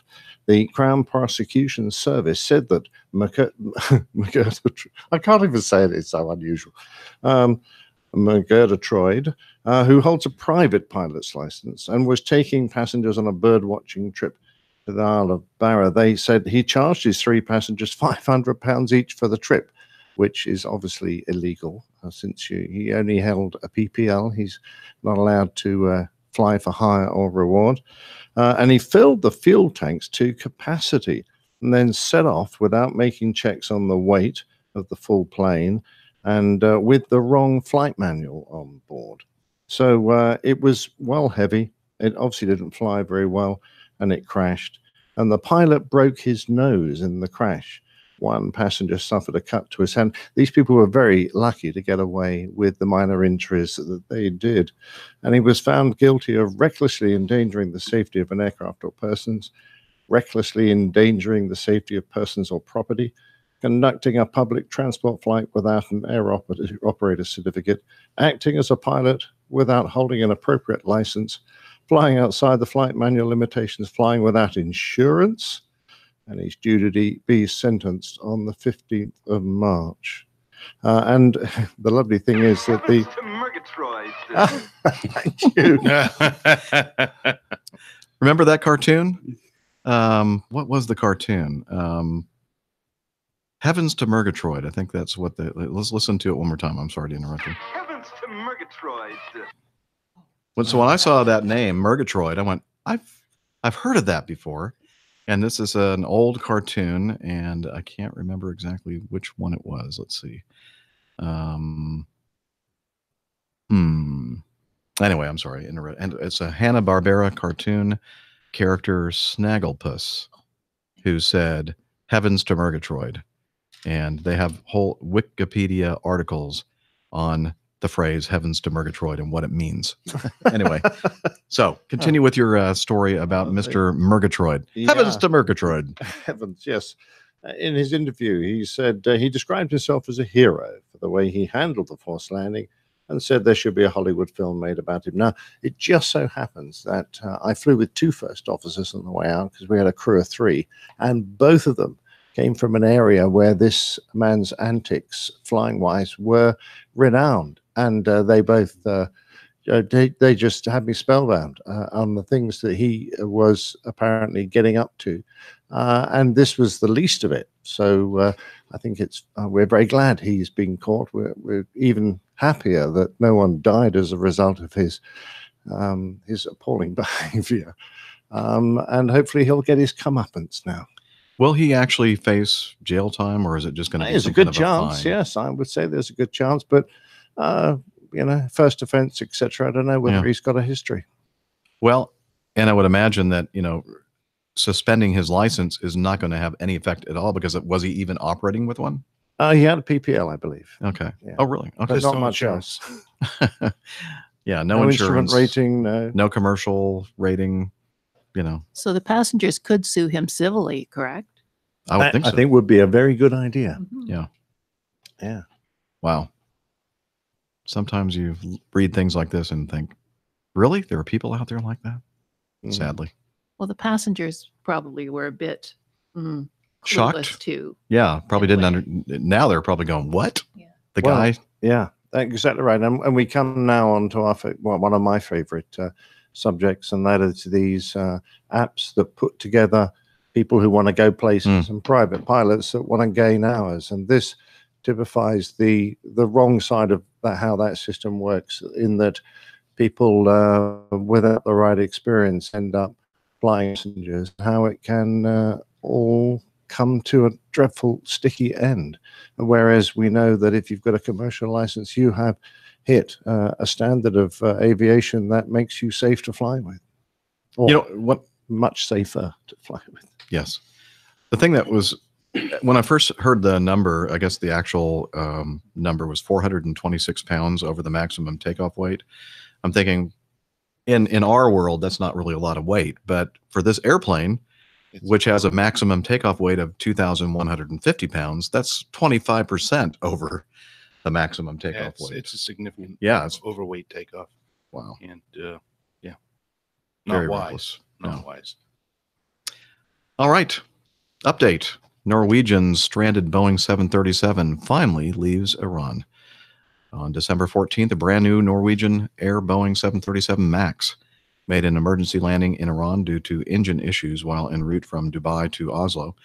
While the plane landed safely and passengers were able to fly out the very next day, the airline couldn't have imagined that getting the aircraft home was going to involve, or couldn't have imagined what it was going to take to get the aircraft home. Due to the recently reinstated sanctions against Iran by the U.S., which banned the sale of products that contain at least 10% U.S. content, the airline was unable to send new gear to Iran to fix the stricken plane. This caused major headaches for the airline in obtaining the parts needed to get its newest plane airborne out of the country and back in service. The aircraft remained stranded in Iran for more than 2 months while the airline worked on finding a solution. All of this at a time when the airline was struggling. Having a brand new plane stuck in Iran certainly didn't help its situation. Not sure exactly what deal was worked out here, but apparently they figured out whatever part it was necessary to get this airplane flying again. They figured out a way to get it there. And With Boeing, it'll probably have been the clockwork spring that winds the engine up. They probably needed a new spring. Well, at least the spring is replaceable, unlike the mouse that you guys have running around. If you keep feeding a mouse, it'll go for years. Hey, did you see this? An airline very similar to Acme, based in Atlanta, just as we are. Delta Airlines, they debuted the world's largest jet engine test room. This is an article from CNN. Delta Airlines opened what's billed as the largest facility of its kind Thursday, adding a key layer to safe and reliable air travel. The airline's new multi-million-dollar engine test cell building, located at its Atlanta global headquarters, centers around a gigantic testing room that helps technicians maintain the powerful machines that push airplanes through the air, carrying millions of passengers every year. So if you'll link in the show notes, it has some nice pictures of the engine test cell, and it is indeed huge. Doors, double doors made of solid concrete, even larger airplane engines as they are produced. Let's see. In fact, the facility is designed to handle engines that are so powerful they haven't been developed yet, up to 150. That's a lot of thrust. Yeah, in fact, they say here you could call it a temple of thrust because. Yeah, Captain Al, that's something entirely different than what you're thinking. Temple of thrust. We're talking about airplane engines. Make sure that he understood that. Yeah, sure. Okay, the temple of thrust. That's actually more. 150,000 pounds of thrust. That's more than what an airplane weighs. Yeah, well, the 88. Oh, they've heard there's a Canadian in. They're coming to get. Oh, the siren in the background. Yes, if you can't hear that, that's what we're hearing in the background. The crime rate here is just horrible in this area of Miami. Well, it is inside, right? Just kidding. It's pretty pretty high class neighborhood here, isn't it? It is now. Right across the street, that was the epicenter of the old Cocaine Cowboys movement. If you ever watched that documentary Cocaine Cowboys, it's about Miami. And there was a huge shootout at the Dadeland Mall in 1979. Oh. They killed like 8 people in one shot. There was a liquor store. It's literally right across the street. Woohoo. So it's changed. I mean, it's gotten much classier, much newer here. That same liquor store you were hanging out at last night, Nick. Yeah, that was the place. Yeah. But trouble was they only sold liquor. And since we're talking about the area, have you ever had the barbecue over here at Smokies? Years ago, Shorties. yes. Yeah. Yes. Shorties. Shorties. They say Shorties. Smokies. Shorties, yeah. Shorties, yeah. Yeah. But there is a Smokies too here, by the way. That's pretty good barbecue. Yeah. Okay. Yeah. Good stuff. I recommend if you ever get up to Palm Beach, you want good barbecue, go to PA Barbecue. Great. Pennsylvania barbecue. Yeah. Pennsylvania barbecue, they call it. Yep. PA Barbecue. All right. What Okay. does a PA really stand for? It stands for Pennsylvania? Park Avenue. Oh, okay. Actually. Yeah, but it's really good. But PA, if it, Yeah. it's association. For sure. In the last show, Dana, you were talking about coming in for landing in some unstable weather conditions, and your flight attendant asked a strange question about lightning hitting airplanes, and Yes. we had a little discussion about lightning hitting airplanes, and then it was actually, I believe, that day or the next that It was Delta. that day. Huh? It was that. That day, yeah. Yep. I thought it was kind of coincidental. This, however, wasn't one that your flight attendant saw on final in Atlanta. This was one that was en route north of Atlanta. It was operating a flight from Milwaukee to Atlanta. It was an MD-90 with 164 people on board. They were at 25,000 feet, about 25 nautical miles west-northwest of Chattanooga, Tennessee. And when they were flying through a frontal weather system and received a lightning strike, the left-hand engine, which is a V2525, actually it's a 2528, began to vibrate, prompting the crew to reduce the engine to idle and to divert to Chattanooga for a safe landing on runway 2 about 25 minutes later. And, sadly, I heard this on the local radio station, and they had audio from liveatc.net, the place that we like to get our audio from. And I'm thinking, this is going to be perfect. I'm going to play it on the show. And I could not find it. I scoured liveatc.net to find this audio, because you could clearly hear the pilots' voices talking with the Atlanta Center about the fact that they had been hit by lightning, and that one of their engines, I believe the left, was vibrating, and it was acting up a bit. And I believe they reduced I think the news report said it, they shut down the engine, but I believe they just reduced the power to idle on it, continued to operate the engine, but landed short of the destination Atlanta.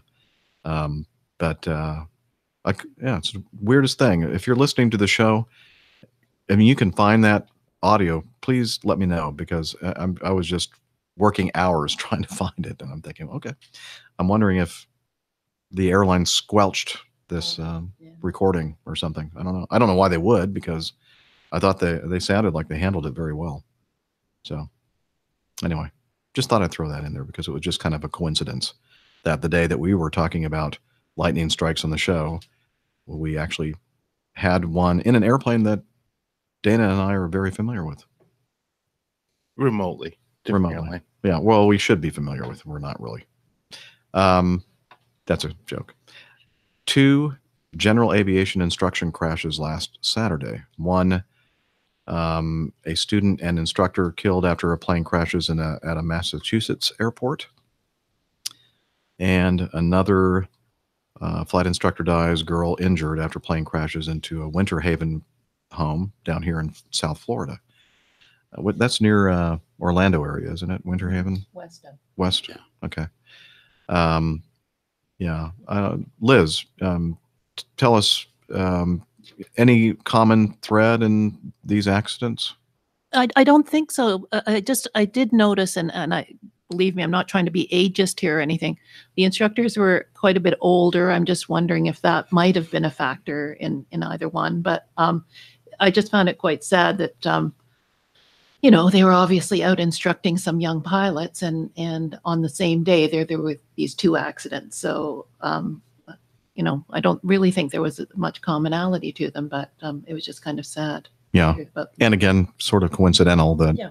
both these involved instructors, older instructors with younger students. right.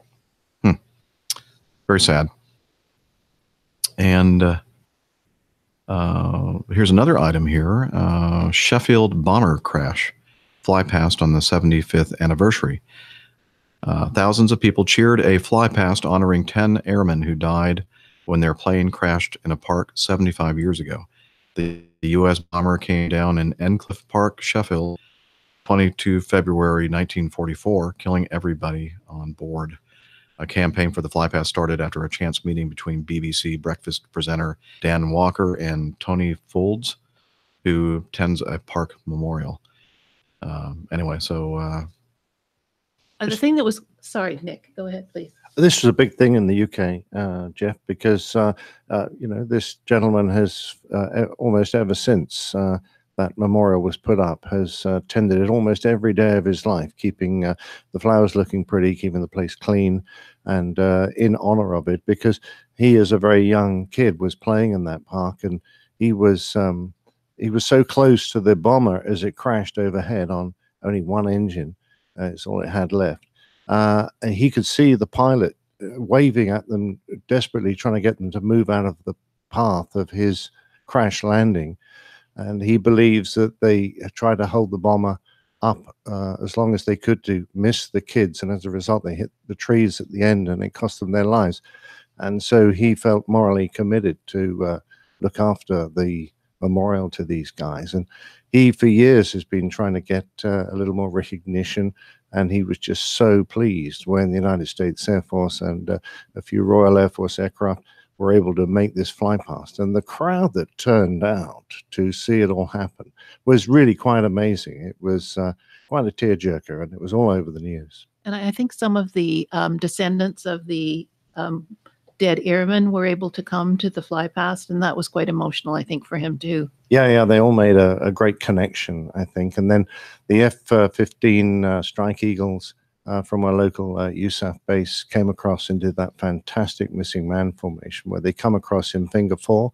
If you hold your hand up, you can see the shape of your fingers represents the formation they came across in.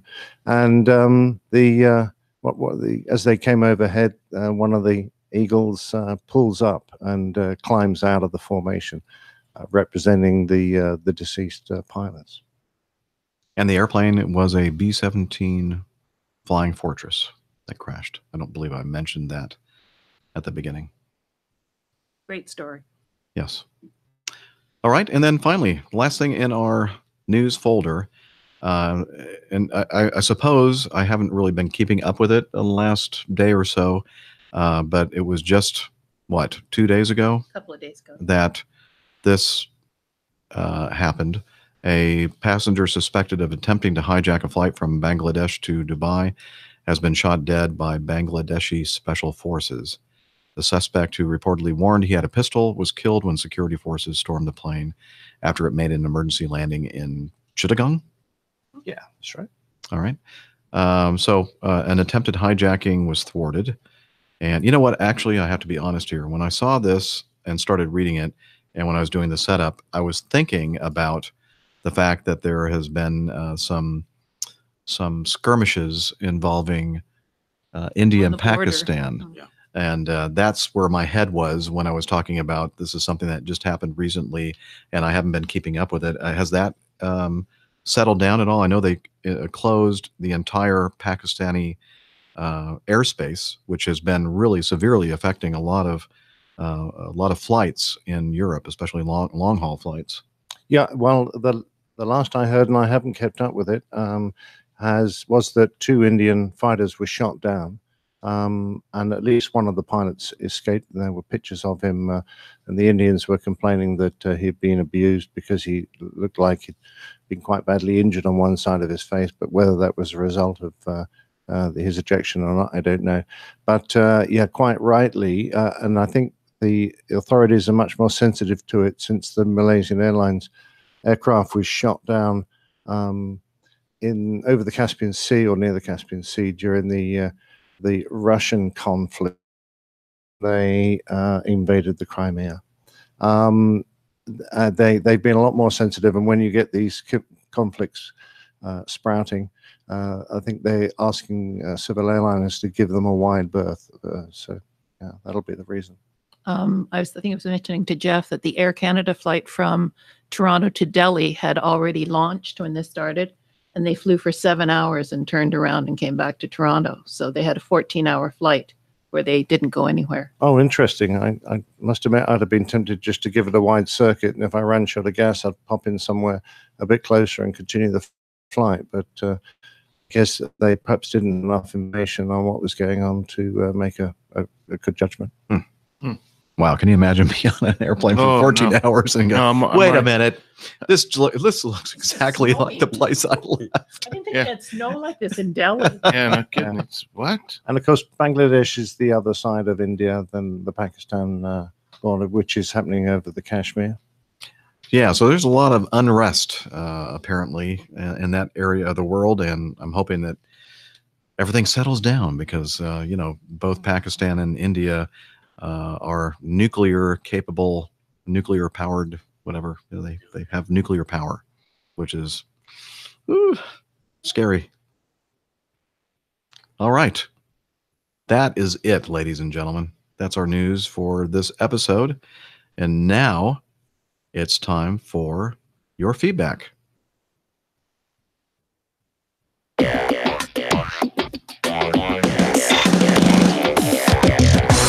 Captain, incoming message.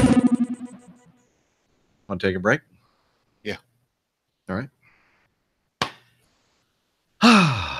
No, I can select my meal. Your lunch, yeah, your dinner. I can pre-select my meal. Ah. Never seen that before. Okay. How's everybody doing in the chat room? Boarding pass to my Apple Wallet and it didn't download. All right. Looks like Pip took off. Yeah. Okay. Hello, everybody. Hope everybody's doing well. Hello, Peter. I knew he was going to do that.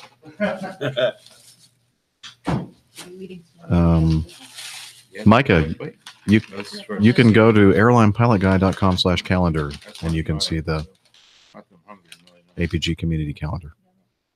So you do have access to the calendar. You just can't make any changes to it, but only a handful of people can. Oh, wow. Yeah. Bibi Netanyahu is being charged with fraud Oh, and corruption. Oh boy. Benjamin Netanyahu? Yeah, he's out. Well, they're starting the process to remove him. Yeah. That's not good for the Middle East. A lot of hot spots around. It's kind of scary. Yeah. Imagine it. oh, I'm sorry, Micah. You know what? That was one thing that I forgot.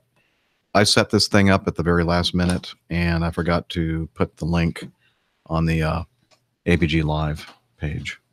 So I'll do that right now. This is all kind of slapdash. Is that the right term? Yeah, like we're normally not. Well, slapdash. not as badly as we were today. I have kind of a workflow, and Liz and I both do. But this kind of a situation where we're all coming in together live throws things off. Yeah. And especially in this setup, like what we're doing right here, is not normal because I only usually have to worry about my own microphone and setup, and everybody else has their own thing going on at their locations. And I think you did very well technically. well, I think it seems to be working. Yeah. I don't know, but let me. You said to that technical person, the internet. Yeah, I think how is the everybody in the chat room? Has the internet, has the signal been okay? Has the Hangout been going along without any kind of hiccups? I don't know if I've seen anybody comment as such. So. That's okay, Nick. Okay. Yeah, we're getting hiccups here in the room, but not in the chat room. Okay, pages, all pages. Probably a little bit too late to even worry about doing this, but I'm going to do it anyway, Micah. Obviously, you figured out a way to get here because you're in the chat room. Mike is saying the internet's fine. Okay, excellent. So what I do Tech support call work then. Hey, Micah, did. I'm eating some homemade chopped liver. What am I? Chopped liver? And it smells wonderful too, by the way. Smells like dog food. It does. Looks like you do. I'm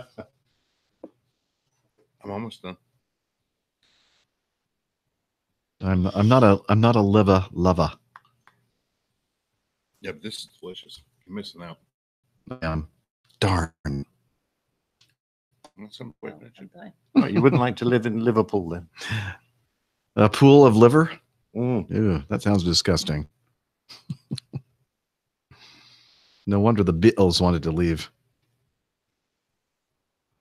I'm not really sure if that's true or not. They did a lot of traveling, but they may not have wanted to leave the pool of liver. Getting a lot Where of they come up with some of the names. Liverpool? yeah, well, lots of interesting names around the world. Okay, so let me see. If I go to APG Live, will it take us to the Hangout on Air? Click this TV. Okay, so let me see. If I, oh, and it's pretty, not a lot of latency there. Nice. Okay. So, shall we forge on, ladies and gentlemen? Better. Mhm. Okay. Otherwise, the 24 hours that I clicked to get the internet will run out. Oh, no. Well, That's never happened. More than a dozen times. Mm. No, not that many, but it has happened. It's happened to me, I think, which is, if you're hosting the whole thing, it's really not a good thing. It's very embarrassing. When he goes incommunicado. Yeah. All right. Yeah, I do apologize, Micah, again for not doing that. As I said, my workflow was interrupted. So we're going to wait for Dana to fish out of his very noisy brown bag, whatever he needs to. He's like the man you hate in the cinema, isn't he? All right. Or should I say the movie theater? We understand what it's Hate cinema. him anywhere. You sure? Yeah. Okay. He's the guy you just want to hate. Just kidding. I'm sitting right here. Oh, shoot. Sorry. I forgot. Me. I'm kidding. Okay. Where is the current show folder? Here it is. I know. Jet lag. Hate it. Not much longer. 92 days. But who's counting? Oh, Well, that's right. You are. trouble is, the time is slowing. At this rate, I'm never going to get through those 92 days because, like, when I've got 20 days left, time is just going to grind to a halt. I can already see, and I have just under 5 years remaining, that I'm starting to see that my mindset is starting to change, and I'm going like, I don't really have to stick around for. And I know Dana would be very encouraging of me to leave earlier than to stay the entire. Bye-bye. Yeah, well, I might just stay here just to spite Dana, That would be a good enough reason. even though I hate it. No, actually, as long as I continue to love what I'm doing, and I do, I love flying these trips, and I'm gonna keep doing it. Plus, I need the money. Okay, These trips might be changing on you, though. yeah, they might be. Very good chance they're going to start changing. Yeah, and they could change in either direction, actually. I've been around for 3 or 4 fleet retirements at Acme, and I've seen how they've gone. And You know what that means? You're just really old. that is one way to look at it, yes. Another way is to say that I have a cornucopia or a large amount of experience. Plethora. Yeah, a plethora. There we go. Okay, let's go. Okay, let's go. Thank you. Liz is snapping her whip. All right. The first item in our feedback is from Texas Charlie. I think his name, Charlie, and I think he lives in Texas. Yes. And thank you, Texas Charlie. I just want to convey that nice little care package that you sent with the individual gifts for the APG crew have now been completely distributed, and they are all thankful for all of your kind gifts. I'm going to take those beer mats to Australia and give them to my father, who of course used to fly for British Caledonian. So thank you. Very good. And Liz is going to enjoy a nice cup of coffee from her producer mug. Yes, Jeff, I will. Okay. By the way, I used that. I had some plumbing issues at the house, and I used that to drain some of the pipes. So make sure you clean it really well. Just kidding. I did not do that. No, he got caught short and peed in it. Wow. Not to share that. Sorry. Okay. Wow. Anyway, Texas Charlie, he knows who the boss is at this show. He sent this to Liz. Right. Thought this might be interesting. Turboprops might be making a comeback. And then he gives us a link to an Apple News article. And it starts off with the headline, "I'm flying in that? Unloved turboprop gets second look. The privately held airline expects delivery of 20 new turboprops by the middle of next year." Which one is that? Silver Airways. Oh, it's Silver. Okay. Yeah. Yeah, I see them all over the place. I know they fly a lot of Saab 340s. Yeah. Exactly are they going to get now? The ATR? Yeah, the ATR 42600, I think. Oh, nice. Yeah, they're parked at Fort Lauderdale. I think they have 4 of them so far, but they're not using them. They can't get them on a certificate. There's some issue right now. So they're just parked. Interesting.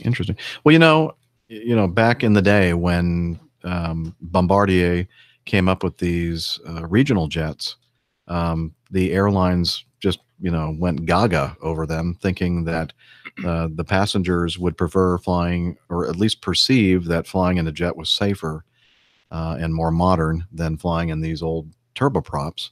But they are, just for a lot of these segments, are not as fuel efficient as the turboprops are.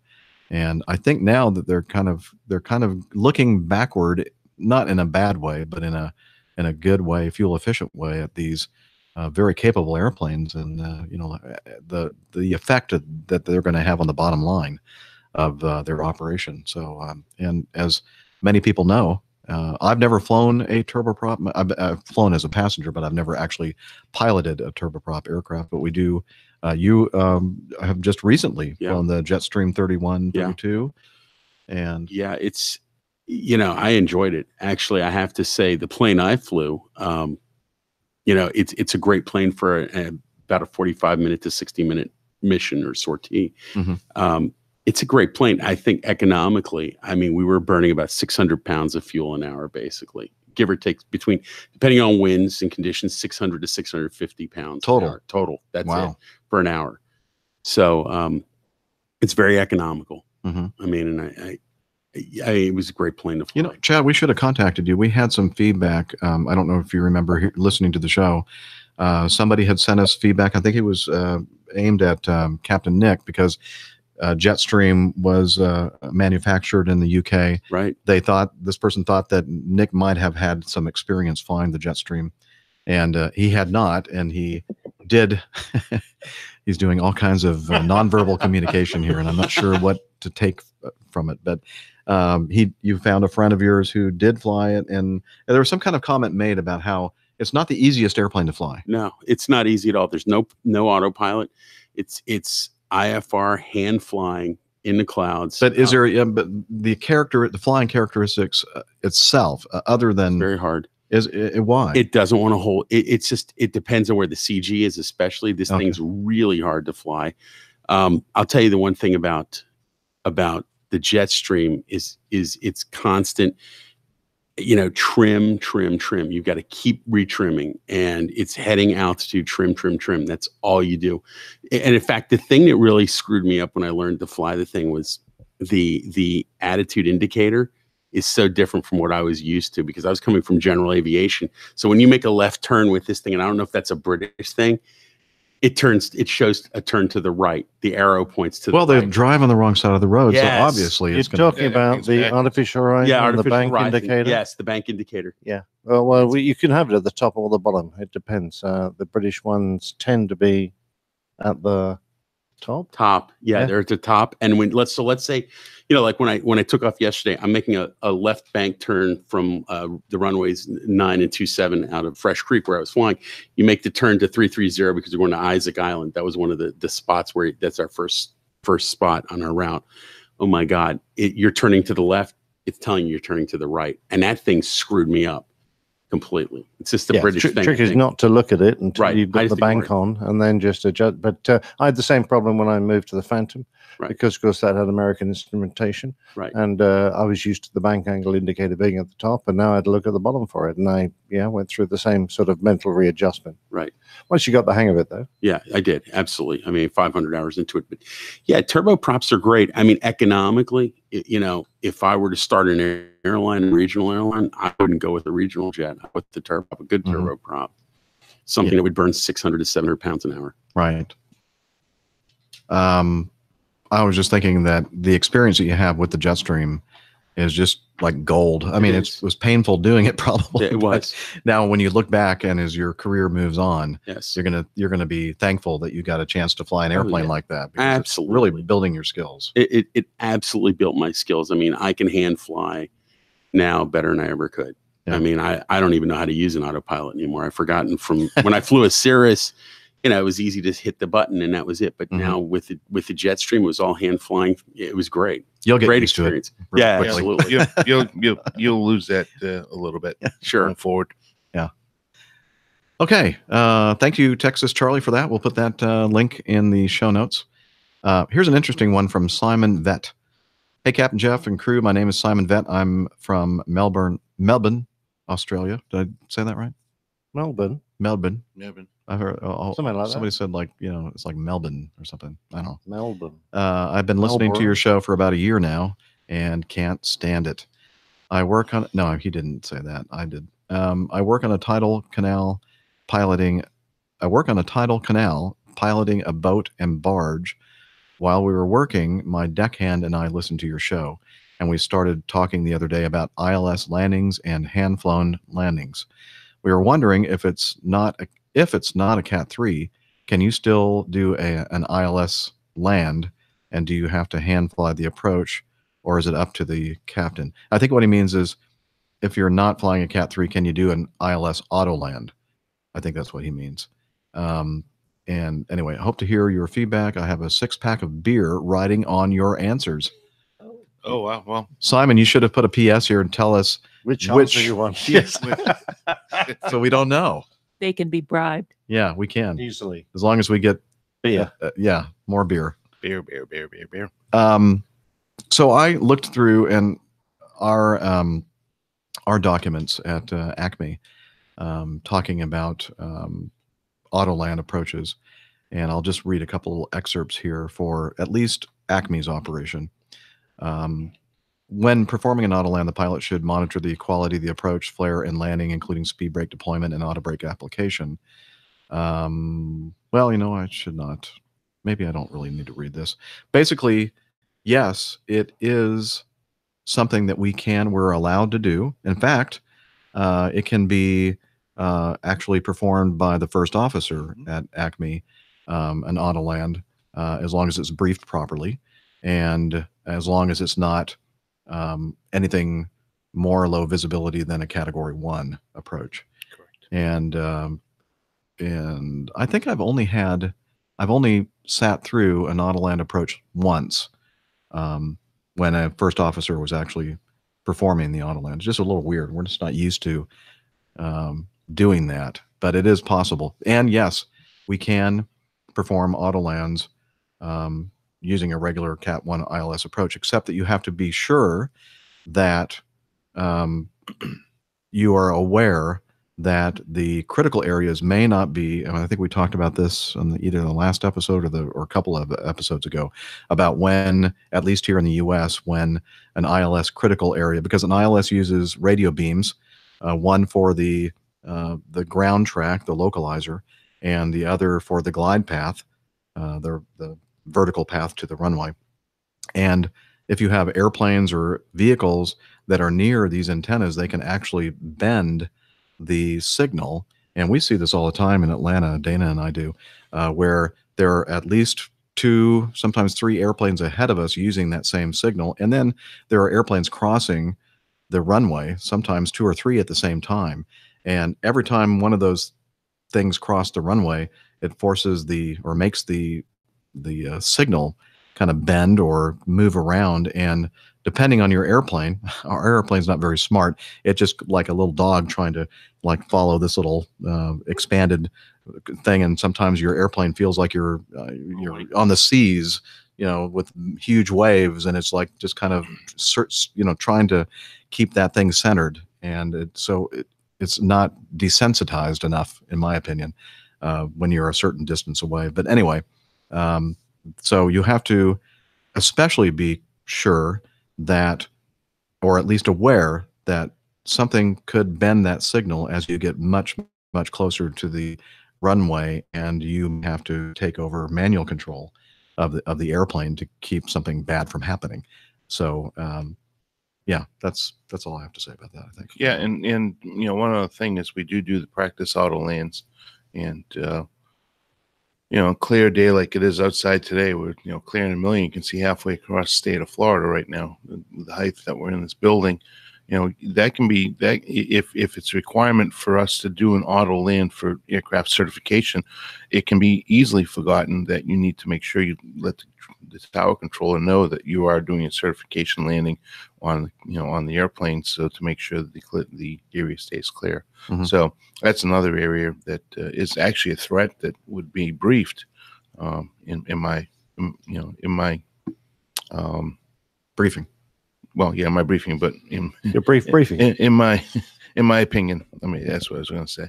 So, anyways, yeah. So that's all I have to say on that. Yeah, we can auto land the airplane just about anytime we want to. But it's not very common, I would say.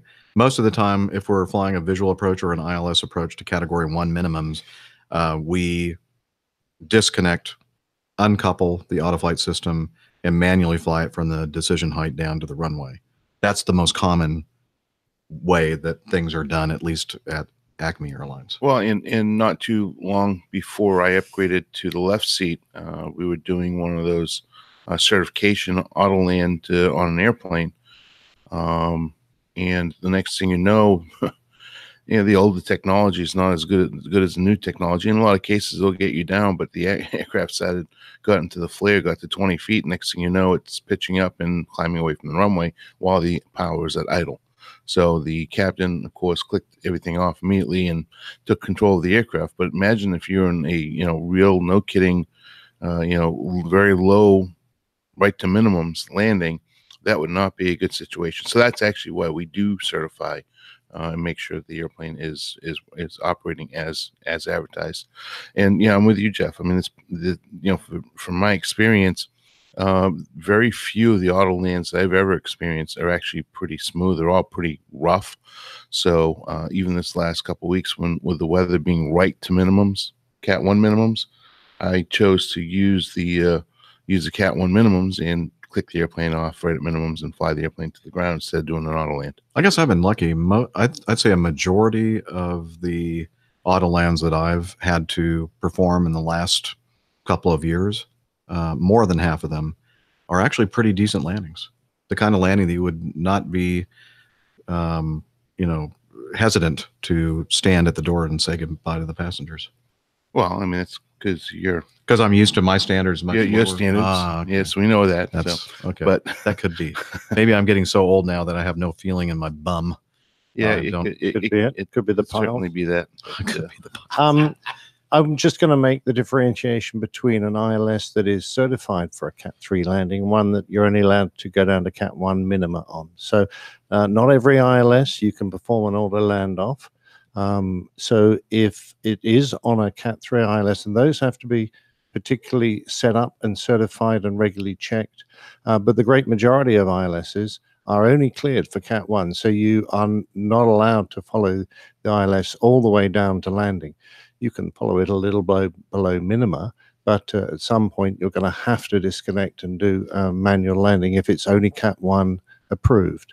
certainly in my country and according to our airline's regulations.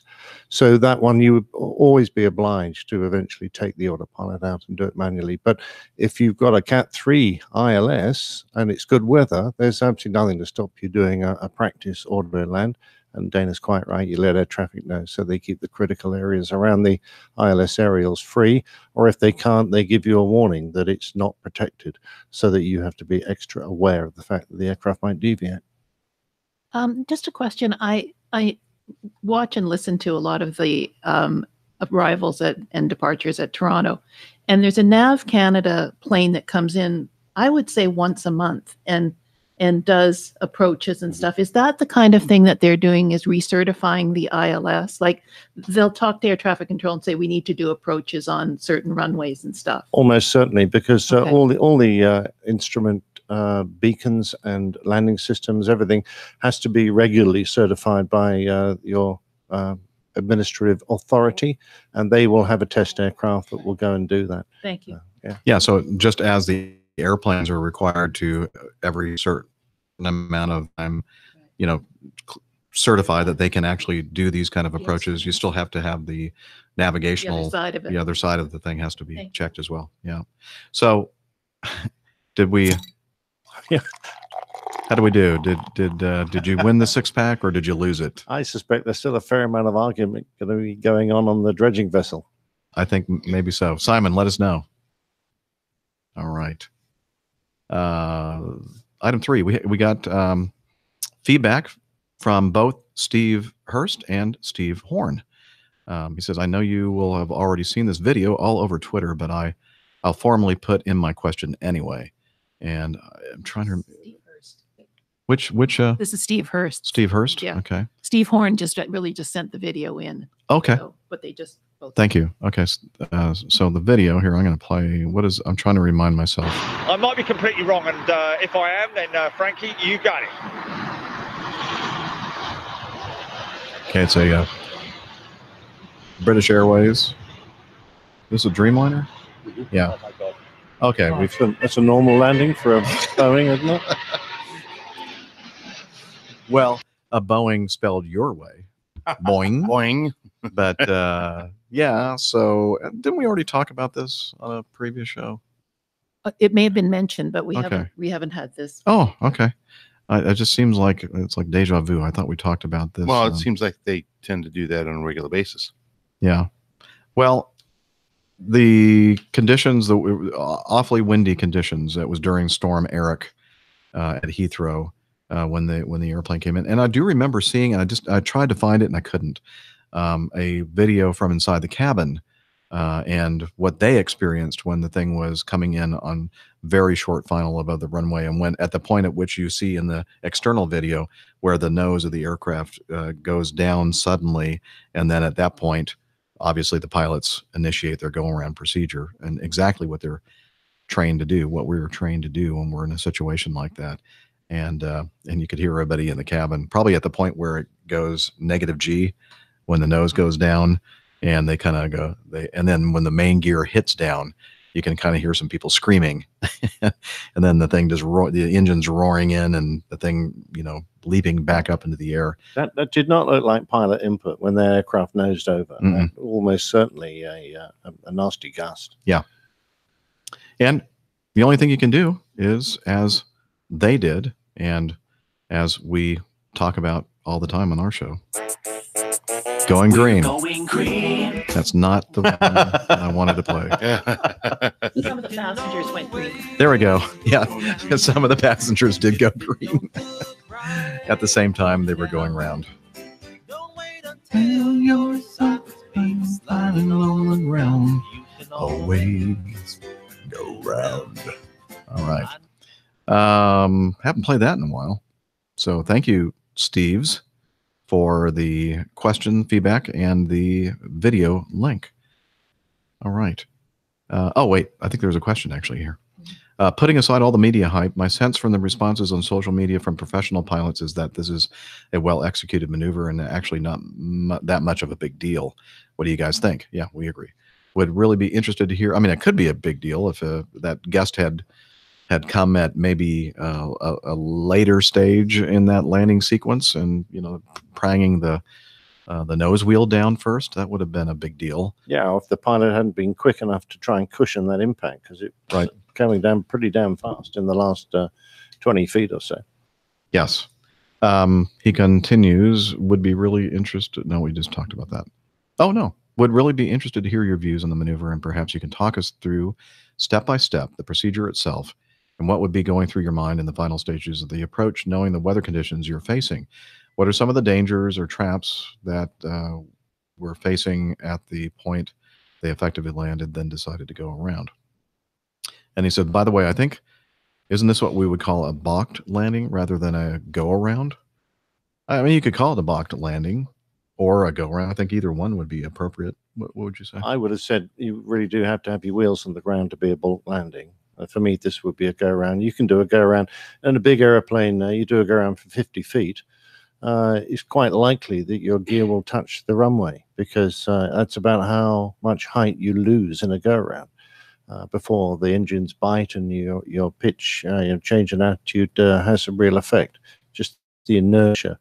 Yeah, but when you're at the ground, that's a balk landing for me. And if you put the power on at that point, then you're going around on a balk landing. Yeah. And what's going through your mind in the final stages of the approach, knowing the weather conditions that you might be facing, Dana, when you're getting winds called out? And you and I have flown in the recent days, weeks, with very, very high gusty wind conditions. Yeah, well, actually, going into Madison, Wisconsin, had that exact scenario coming about where it's a north-south runway, and the winds were pretty much out of the due west. So before left Atlanta, already thinking about the exceedance of the crosswind limitation of the aircraft that we Acme follow, which is 30 knots. So it was an exceedance. It was gusting to 34 knots out of the due west, 270, 280. So clearly not able to make a landing in those conditions, and the other runways were not really optimal or usable for one other runway we could possibly use, not optimal, and the other one's not usable at all, and that was the runway they were using, was runway 32, and the runway's too short. So there are a lot of things that you're looking at and considering when you're going to land in that much of a crosswind. Of course, making sure we're within limitations and how the aircraft will perform. I don't know about you, Jeff, but flaps 28 is what I'll use in crosswind conditions, because the aircraft just performs better. It's less of a wind catcher with the flaps 40. Just my personal. No, that's actually recommended by the company. Yeah, but I normally use 40. Yeah, because I like the roll rate capability that I added roll rate capability with flaps 40. But I do understand. I can see both perspectives. I can see the reasoning for going with a lower flap setting and having less surface out there to catch the wind. But on the other hand, I'd rather have the increased roll rate capability. So those are some of the things I'm considering. A lot of times when you get the wind from the ATIS, a lot of times that's a current reading at that exact time. It's not the current reading that it is when you're approaching the airport, and a lot of times the wind that the tower reads out to you is a lot different than what you're expecting. So you always have to keep an open mind. You have a plan in place as to what wind type of additive we're going to add, and we always assume a 5-knot additive to the speed card. But in a lot of cases, we can add up to 20 knots for a headwind or headwind component.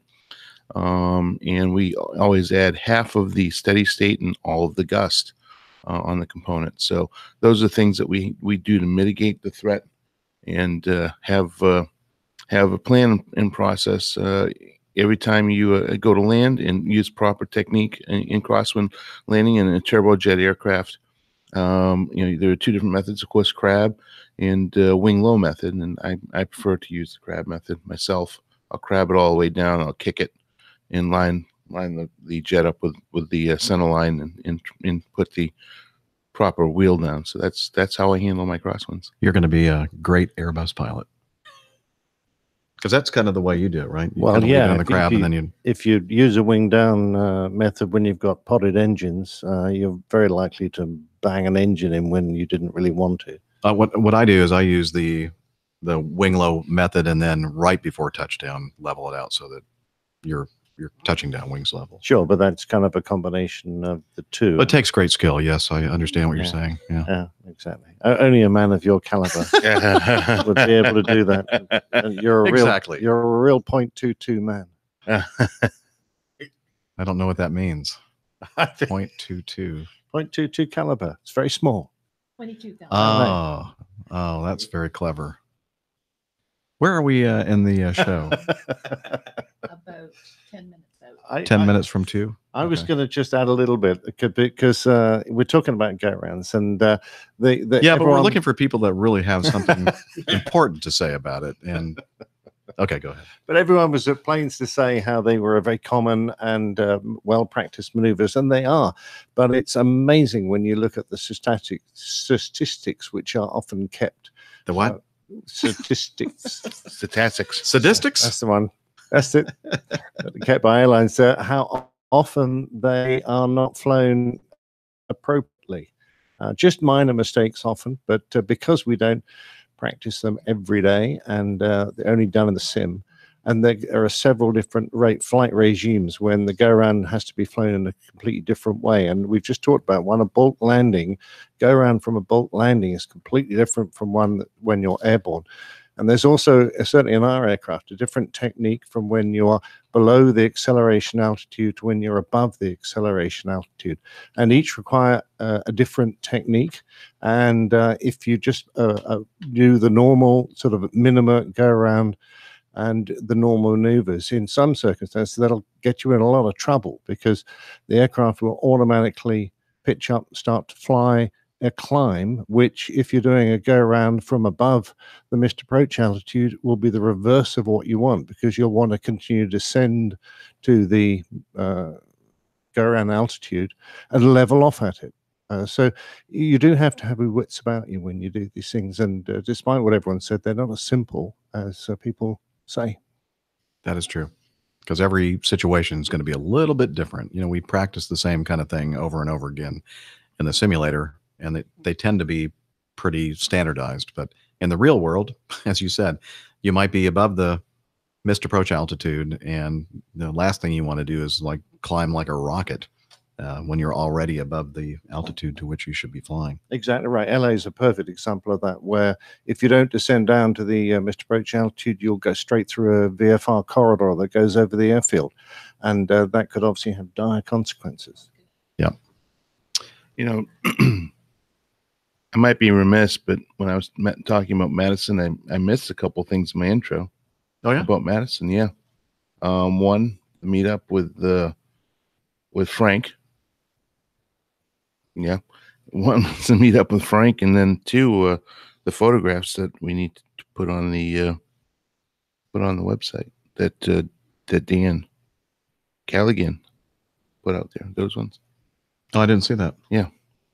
Okay. Well, tell us what pictures we're looking at here. All right. So, and not change the subject, but it's because I was just talking about Matt. What are you guys laughing at? No, this is you're showing us a picture, but people are listening and going, "What?" Well, I'm gonna show it. I'm gonna describe it. So, anyways, when I was taking off out of Madison, unbeknownst to me, Dan he says Coolagen. There we go, Coolagen. He spells it out for me. Went over to the airport. He lives very local to the airport, and I was working very local to the airport. And when we were taking off, he took a few moments break from work. I'm not going to tell you, boss, Dan. Went out and took a couple really nice photographs of the aircraft that Jeff and I fly, taking off out of Madison, just prior to wheel retraction and during wheel retraction. Actually, not very common that I see the main gear doors in the process of being cycled closed. So it's quite an interesting photograph. Were you flying that? I was actually flying the airplane. So Jeff's taking a look at it. Oh, yeah. Oh, wow. I didn't realize that it put out so many sparks when the wingtip hits the runway. Interesting. So yeah, are those trainer wheels that are those? still Yes, on there? those are training wheels that I have on my airplanes. They sure are. So, but, I apologize to both you, Frank, for a fantastic meetup, and Dan for these fantastic photos. I'm remiss for not mentioning that. Make sure you send them to me so I can put them in I the. put them in the intro. Did you? Yeah. Okay. Oh, you know what? Did we miss something else in the intro? We did. Use your microphone, Liz. Sorry, Jeff, we did. You did Okay. miss an item there. Well, then let's quickly head back over to the intro and let me click on this thing. Oh, this is from Mark Alexander Paquette. He says, "Hi, I'm writing to let you know that I've created a new subreddit. So it's reddit.com/r/aviation podcasts, in which I list many aviation podcasts. I also make a post for each episode for listeners to comment and discuss between themselves. I would greatly appreciate if you could mention it in an episode to help the subreddit gain popularity, but I will understand if you choose not to." Yeah, what do you think? Yay, nay? Nah, You sort of chose not to, and then you changed your mind. Oh. Yeah, you know what? Why don't we go ahead and mention it? Okay. Oh, wait, I just did. Okay. Yeah. It's reddit.com/r/aviation podcast. Aviation, the A and P are capitalized, but I don't think it matters with a URL once it's beyond the, in slash is. Or may actually. No, maybe it does matter. So, you know what? I'll just put the link in the show notes. Just click on the darn thing, and then you'll have to type it in. All right. There we go. Anything else we missed, No. Liz? Okay, great. Let's just play quickly this piece of audio from SealView, and then after that, we'll get to the best part of the show. So let's, which is the end. No, it's not. It's the plain tale, of course. So let's see. Getting back here to the current show folder and SealView, and he is number 4 today. And here we go. Hello, APG crew and community. SealView here. Right now I'm driving through Idaho, and it's a bit windy. Hang on. I think I might have. Let me see if this one sounds a little bit better. I thought I did some work on this. Nope. Hello. The second one I played was, the first one I played was actually better. Here we go. Sorry, SealView. Apparently he's in a vehicle of some sort and a lot of background tire to the pavement noise. And I try to get rid of some of that so we could hear his voice better. Hello, APG crew and community. SealView here. Right now I'm driving through Idaho, and it's a bit windy, so my apologies for the lower quality. Hey, it's not like the last feedback that I sent, the last audio feedback that I sent was high audio quality. That happened because I tried to use the laptop microphone while recording on the website, and that didn't go too well. So I'll try to make it up either with this one, either with next one. So I'm sending this feedback in response to Tom's feedback, and it's quite interesting that sometimes people aren't very supportive of you at first wanting to become a pilot. But I think what's more important is that you are happy in what you do. Because even if people don't think that doing this job, being in a career, flying airplanes is a good career, they will respect you if they know you love what you do. Because if you do what you do, you will never work one day of your life.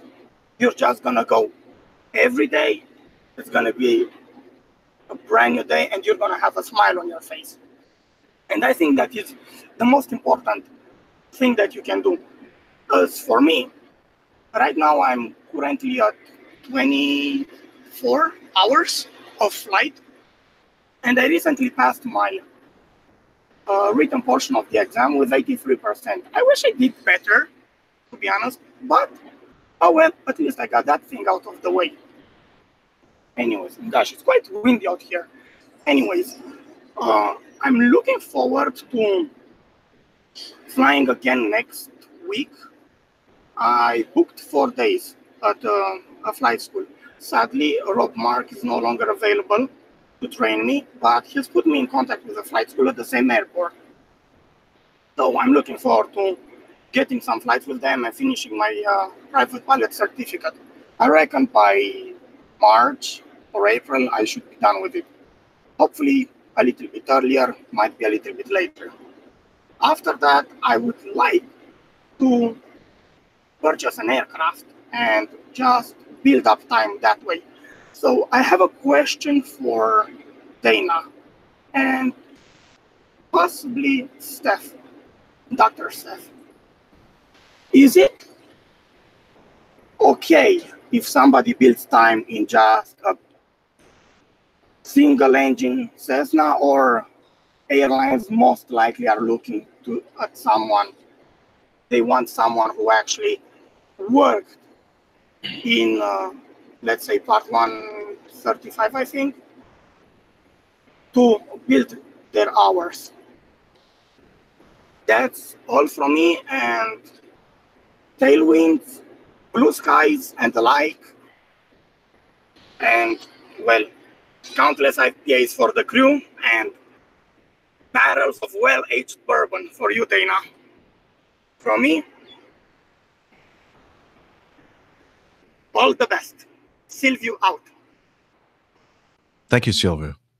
Well, Silvio, actually, we have a special guest in the house today that to that great question. And to answer your question, any type of time in the logbook is better than no type of time in the logbook. However, certainly they are looking for a time that you build multi-engine specifically.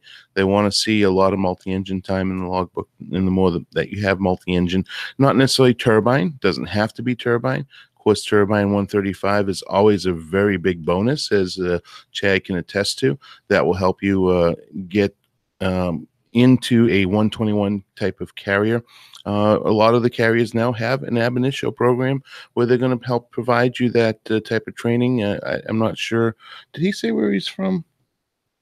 I detected the accent. I think he was training with Rob Mark in Chicago, was he? Yeah, but I mean, where is he from originally? Oh, obviously, that's not. I'm wondering where he's going to try to. The only reason for the question is where you're going to try to gain employment, whether it's here in the States or back overseas. In different countries. However, here in the States, certainly, that magical number of 1,500 hours is key right now. If you don't go to a Part 141 certified school that reduces the total time requirement to be able to successfully get hired. So if you're doing it Part 61, then you're going to be required to go ahead and build up that time, as Chad talked about earlier in the show today, as a matter of fact, because his current employer, or soon to be current employer, is helping him to finish the flying. So, as long as you're building time, that's the first and foremost, and then the quality of time does count. So I would say if you have an opportunity to go fly 135, by all means, go do it. Build that turbine experience and or turbine PIC time. But any PIC time that you can get in that logbook is certainly going to help you out. What do you think, Chad? Well, I mean, I think in his situation, I think the thing to do is obviously get your private, get your instrument, get your single, multi-commercial, get a CFI, get a double I, start teaching. I think that's a great way to go. Another thing to do would be teach a little bit, try to get to about 500 hours, because that's really what VFR 135 minimums are. And there are a lot of 135s that will hire you with the minimums. And then what you do is work for them and get to your 1,500. I think if you can somehow get turbine SIC or even PIC time, I mean, you're great. You're golden. Like you were saying, Captain Jeff, I mean, that turbine time is like gold. I mean, it really is. If you can find a King Air job, I think a thing to do is, especially in Chicago where you're training, is go over to like Paul Walker, or I think they call it now Chicago Executive Airport. Go there and just start networking with people and find somebody who's got a King Air. And if they have a multi-engine instructor or MEI, they can sign your logbook. You don't have to go through the training for the aircraft per se, but they could, sign you off and you can fly with you. And that's a great thing to do if you can get like a King Air type job. flying in the right seat. I mean, it's just something you could log the time, because anything that there's a requirement of 2 crew members, or the captain is an MEI, he can sign your logbook and you can fly and you can log it. It's a great way to go. Otherwise, just get out there, instruct, and build up your time that way. Yeah, and that's actually true for most corporate aircraft. Even in some of the turbojet aircraft, you can go ahead, as long as the person is a check airman or a line check airman or a line MEI, then they can go ahead and sign your logbook and give you instruction as an SIC. You don't actually have to have type rating in all of those situations. Exactly. So excellent points, because you do have to go through the steps. Obviously, I was just answering this question about building time, but yeah, you have to get the appropriate licenses and work up the And I think now what the airlines are looking for, at least in this country, the regionals, they want really strong instrument skills, because what they tell you is they don't have the time to put you into the sim and work on your instrument skills. They expect you to come in, be ready to go. Yep. I mean, know what you're doing, know how to, fly an ILS, know how to fly a non-precision approach, know the regs. I mean, that's just their big thing. It's, it's not just the flying. I've learned you've got to really study. You've got to know the regulations. You've got to know the procedures down pat. How perfect it's second nature. How perfect it was that question came across today, and you're sitting right here. It was. Unbelievable. Always. It's great. All right. Well, thank you both for answering Sylvia's question. And I hope that helped, Sylvia. And now I think it would be a great time for us to get on with this week's installment of the Old Pilot's Plain Tales.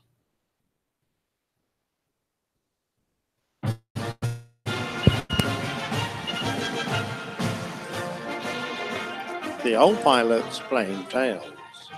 Some more of our bombs are missing. 6 turning and 4 burning. What a sight it must have been to see the mighty Convair B-36 Peacemaker fly. A strategic bomber with the United States Air Force, the Peacemaker ruled the skies during the 1950s and is the largest mass-produced piston-engine aircraft ever built, as well as having the largest wingspan of any combat aircraft.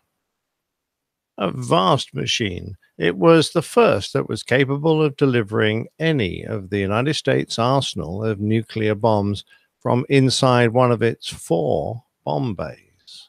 With a range of 10,000 miles, it was easily capable of intercontinental flight and could carry a payload of over 87,000 pounds. That's nearly 40 metric tons. With our modern view of aircraft, it wasn't so much the size of the Peacemaker that we would find remarkable, but the power plants. Along the trailing edge of the wing lay 6 powerful 28-cylinder Pratt & Whitney Wasp major radial engines, all of which faced aft in the pusher configuration and were fitted with huge 3-bladed propellers, 19 feet, that's nearly 6 meters in diameter. Despite this, it was underpowered, so on later versions, under each wing, a pair of General Electric J47 jet engines mounted on pylons were fitted.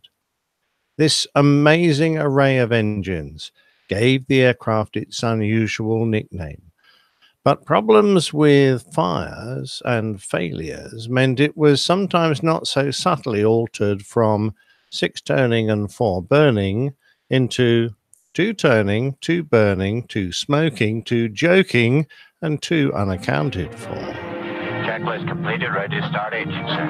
Roger, crew, CC, brakes are set, fire guard is standing by, start engine. 2.5 compartments, sir. Ground is panel. This is ground. Clear 4563, give 1 to start. Clear 4 is commercial. Roger, starting 4. Roger. 1, 2, 3, 4, 5, 6. Fuel pressure, oil pressure, no meter on board. Clear 5. Turning 5. The reason for the joke was partly due to the aircraft's unusual engine configuration, which had the piston engines aiming aft as pushers. The Wasp major engine was designed with the expectation that it would face forwards in a conventional tractor direction. This would have resulted in the carburetors being continually around warm air from the engines to help prevent icing. Since they were mounted the other way round with the carbs at the front of the engine, they could not so benefit and tended to ice up. This would result in an over-rich mixture, which caused unburnt fuel to gather in the exhaust system and catch fire. For an aircraft of its size, it had remarkable performance, certainly the later versions with the full 10 engines. Although its operating ceiling was only 40,000 feet, it was regularly taken up to 49,000 feet, and when lightened for high emissions, it could cruise at 50,000 and then climb to over 55,000 and dash to the target at 360 knots. Even at these improbable altitudes, because of its deep wing thickness, it had a wide margin between its maximum and stalling speeds. This allowed it to maneuver hard, certainly harder than most of the early generation jet interceptors, which couldn't even get to those altitudes, let alone turn hard whilst up there. For cruise, the jet engines could be shut down and the intakes blanked with aerodynamic louvres to reduce drag. It was probably the worst of its nicknames that best suited the B-36, and the expectation of trouble certainly loomed over Bomber 075 on the 13th of February 1950. This aircraft was one of the early variants, being only propeller-driven, and was on a training mission to Alaska to test the capabilities of the machine and its payload under severe winter conditions. This included tests on the arming of the Mark IV nuclear bomb that was on board. By this time, the Mark IV bomb had been part of the US military's inventory for a year or more, but the arming procedure, known as in-flight core insertion, had only been practiced on the ground. The ultimate test of the arming procedure would require the presence of an operational bomb on board. The Mark IV was essentially the same as the Fat Man bomb used in the bombing of Nagasaki, but it had been re-engineered to make it safer and simpler to produce. It employed a safety concept that kept the nuclear core stored outside of the bomb until close to the target, when the fissile material would be inserted into the bomb through a removable segment of the explosive lens assembly. In simple terms, the weapon worked like this. At the point of explosion, the nuclear material needed to rapidly become a supercritical mass, so that a chain of reaction would follow, releasing all the energy in the fissile material, either uranium or plutonium, in one massive event. The nuclear material was cast into a hollow sphere surrounded with uranium-238, which acted as a tamper, called the pit, and circled by explosives. On detonation, the TNT compressed the pit into a small dense mass, which became supercritical, releasing the enormous amount of energy that makes the weapon so feared. Without the core inside it, the bomb just becomes a very expensive and very large conventional weapon. The mission of Bomber 075 was to fly from Eielson Air Force Base near Fairbanks in Alaska on its training mission and then return to Texas, whence it came. A ferry crew flew it up to Eielson on a miserable day. It was minus 40 degrees Fahrenheit or Celsius, take your pick, in snow and wind. And then the operational crew took over. De-icing was impossible, and the engines had to remain running all the time to keep the aircraft warm. If they stopped, the oil would freeze solid. The flight home would take almost a full day, but the aircraft had fuel for 28 hours of flight. As well as training and actual conditions, the aircraft would conduct a practice attack on the west coast of the United States. Approaching 5 p.m., the huge bomber took off safely, despite being an estimated 51,570 pounds, that's around 23 tons, over its usual maximum takeoff weight. Although this seems a remarkable error, this discrepancy wasn't considered unusual at the time, and the aircraft flew well enough. In the tower, the squadron commanding officer asked Bomber 075 how it was going. The aircraft commander, Captain Barry, replied that the inboard flaps had stuck, probably as a result of the low temperatures, but other than that, there were no mechanical difficulties. With Captain Barry on that flight were 15 other crew members, which included a 5-man relief crew to give everyone a rest when needed. In addition, there was an observer, Lieutenant Colonel MacDonald, who was almost certainly the bomb captain, there to supervise the weaponeer, whose job it was to make the bomb ready by inserting the nuclear core into the center of the bomb through a port found beneath the nose-mounted fuse device. Little is known of how the aircraft fared on the first 7 hours of flight, but just south of Sitka, Alaska, the crew made contact with Bomber 083, which was in the same general area, and advised them that they were in cloudy conditions and trying to climb. By now, the aircraft was estimated, after fuel burn, to have reached its maximum takeoff weight.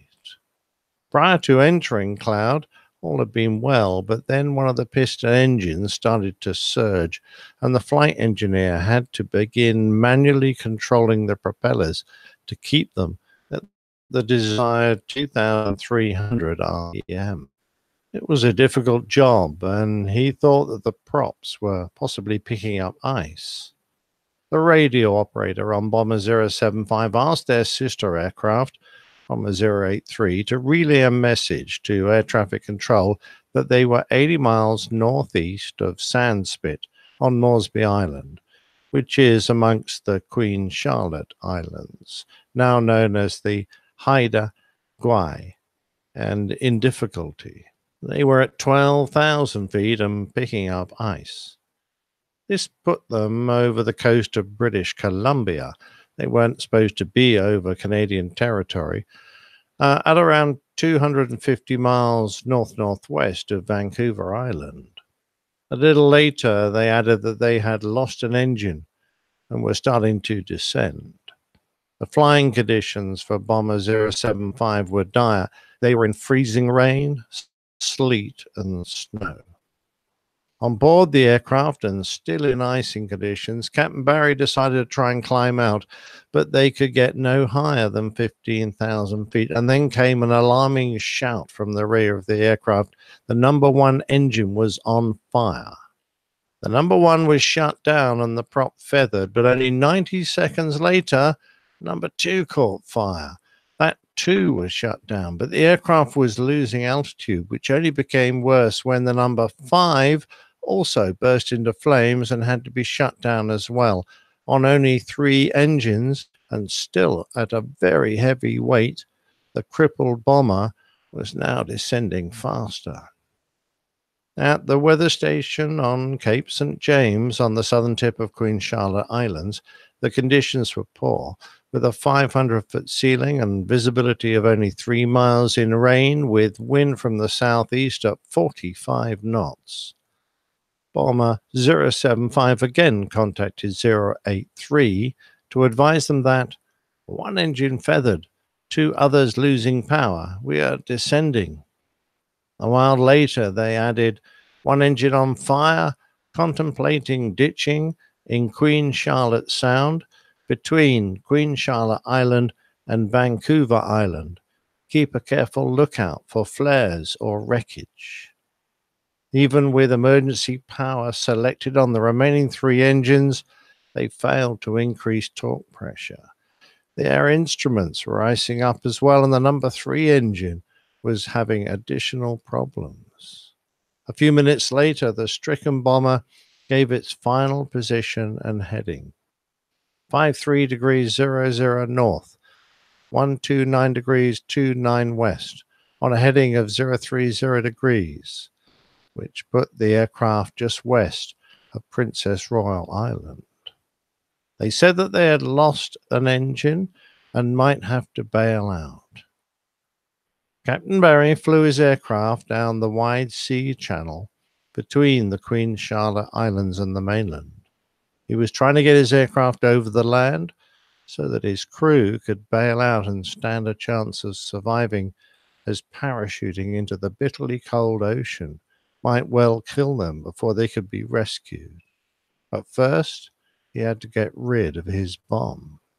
The code phrase Broken Arrow is part of the US DoD Directive 5230.16 and relates to an accidental event involving nuclear weapons, warheads, or components that do not create a risk of nuclear war.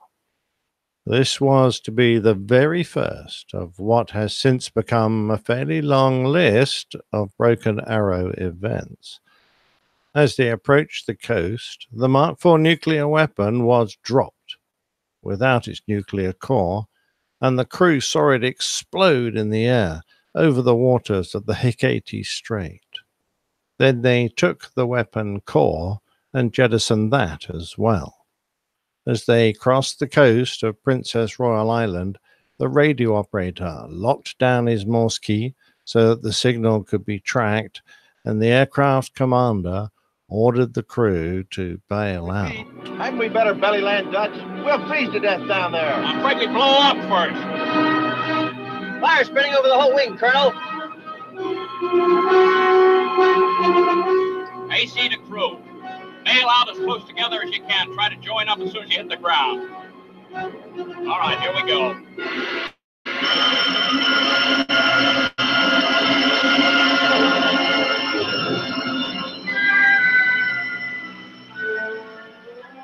The crew were descending in parachutes into a hostile environment, freezing temperatures and strong winds. It was thought that the first four to jump were just too close to the coast, and they were taken by the wind out over the ocean, where they perished from exposure or drowning. In total, 5 crew members died. The most badly injured was the radio operator, who hung upside down in a tree until the others found him. They managed to get me out of the tree, but I couldn't walk because of frostbitten feet. So they made me comfortable at the foot of the tree and told me they couldn't stay with me. They had to go and find help for the others, but that they would be back for me. I lay there in that ice and snow for a day or two until I was found by a Canadian rescue team who got me to a ship. The last to abandon the aircraft was Captain Barry, who landed in a shallow pond on Ashdown Island. According to Barry, as the crew drifted down on their parachutes, the plane had circled over the island. It was assumed that it then went down and sunk somewhere in the ocean. There was an enormous effort made to find and rescue the crew, but despite all the resources used, the terrain and weather were very poor, and it took a full 3 days to recover those left alive. But that's a story all on its own. According to the limited but official report from the USAF, the bomber had been left on autopilot and directed on a turning course so that it would crash into the ocean. When the crew bailed out, they were only 145 miles north of Vancouver Island and a mere 350 miles from Vancouver City. Despite the largest search and rescue operation in Air Force history, the 5 missing crewmen, the huge bomber, and its nuclear weapon were presumed lost in the depths of the Pacific Ocean, and officially, the nuclear material was a training dummy made of lead. Due to that information, there was no further search made for the lost B-36. However, 3 years later, the wreckage of the B-36 was spotted by a Canadian search plane, barely intact on the side of Mount Collier in British Columbia, over 200 miles north of where it was thought to have crashed. How it got there is unexplained, but it is possible that the autopilot flew it there. A USAF team of specialists moved very quickly to the site to recover what secrets it contained, and high explosives were used to destroy what they couldn't carry out. To this day, the US government has remained very tight-lipped about this event, which has, of course, given rise to theories of conspiracy. But absolutely nothing I have read conclusively changes the declared facts. The US government was very keen to ensure that the crash of one of its most advanced aircraft and the loss of a nuclear weapon, when the USSR had yet to steal enough information to build their own, wouldn't reveal anything to a potential enemy. The location was not publicized, but many locals must have known about the site. However, it was certainly hard to get to. New expeditions in 1956 and much later in 1997 were undertaken, followed by small-scale expeditions to salvage artifacts, some of which are on display in the local Berkeley Valley Museum in Smithers. The site is now declared protected, but forever as a link with the first ever loss of an atomic bomb.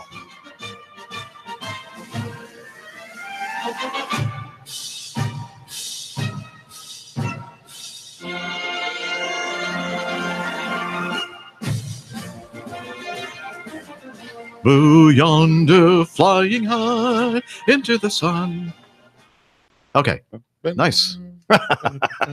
It was a great story, all the more so because it's entered the annals of the conspiracy theorists who have made up all sorts of stories about how they think that they were lied to and that there have been all the facts perhaps revealed, and the United States therefore don't feel obliged to explain exactly what was going on. But I've watched documentaries and read a lot of information that the theorists come up with, and I don't agree with very much of it. But it's a fascinating story. The very first broken arrow, and the first time that the United States nuked Canada, and hopefully the last. Hopefully the last.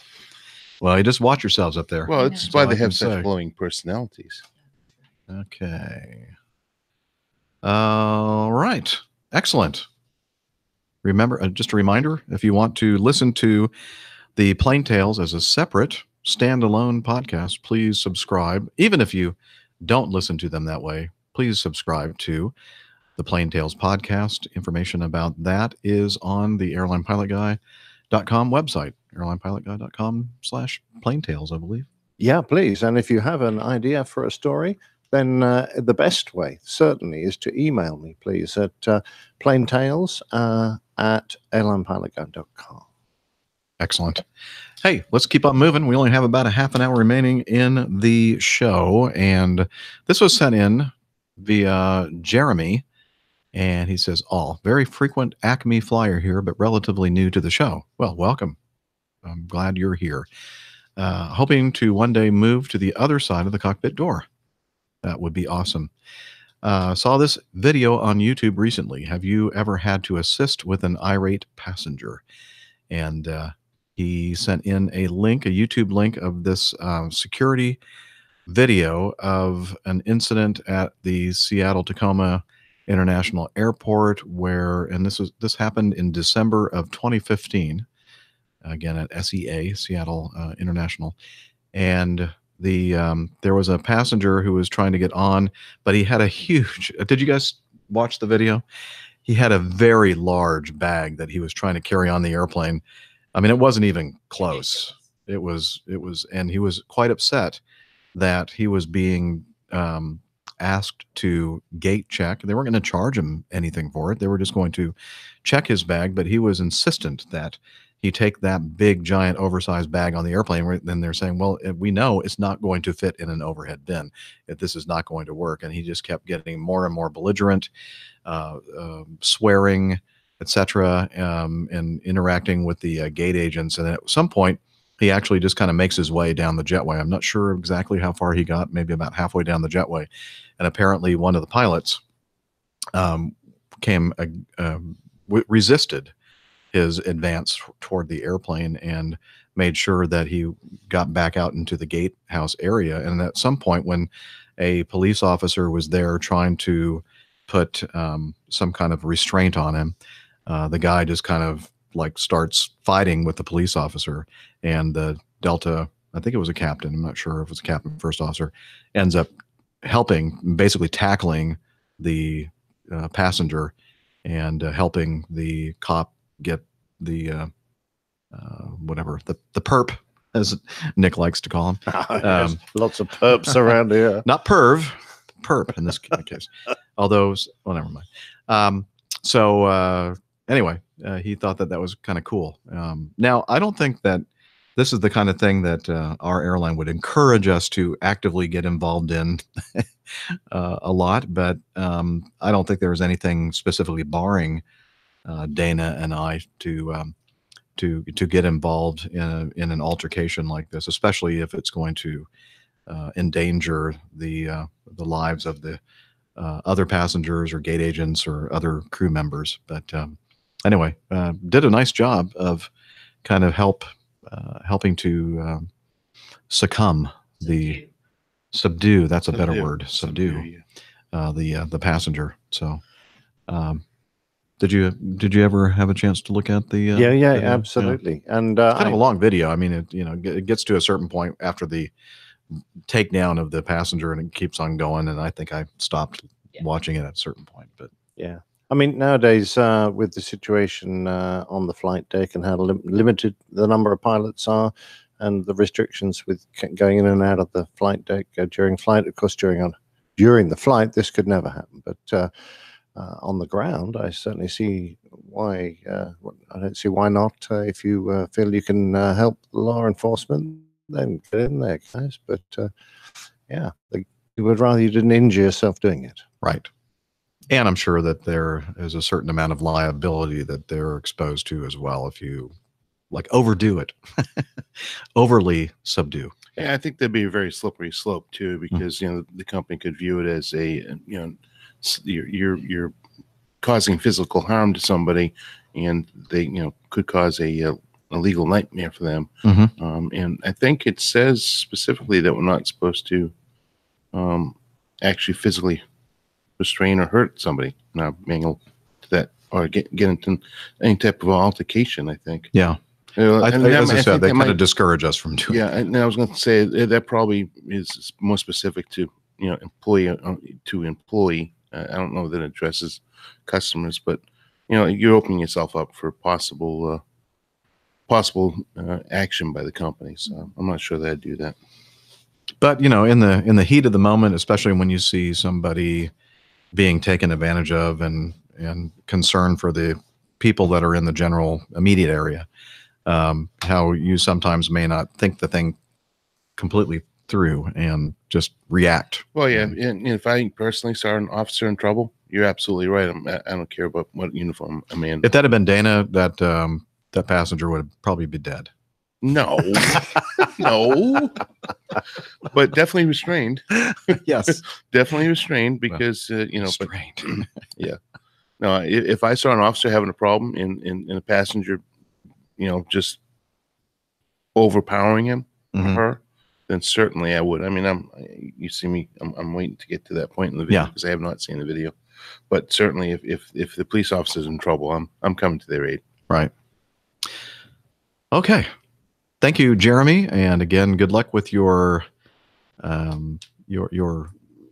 transformation from one side of the cockpit door to the other.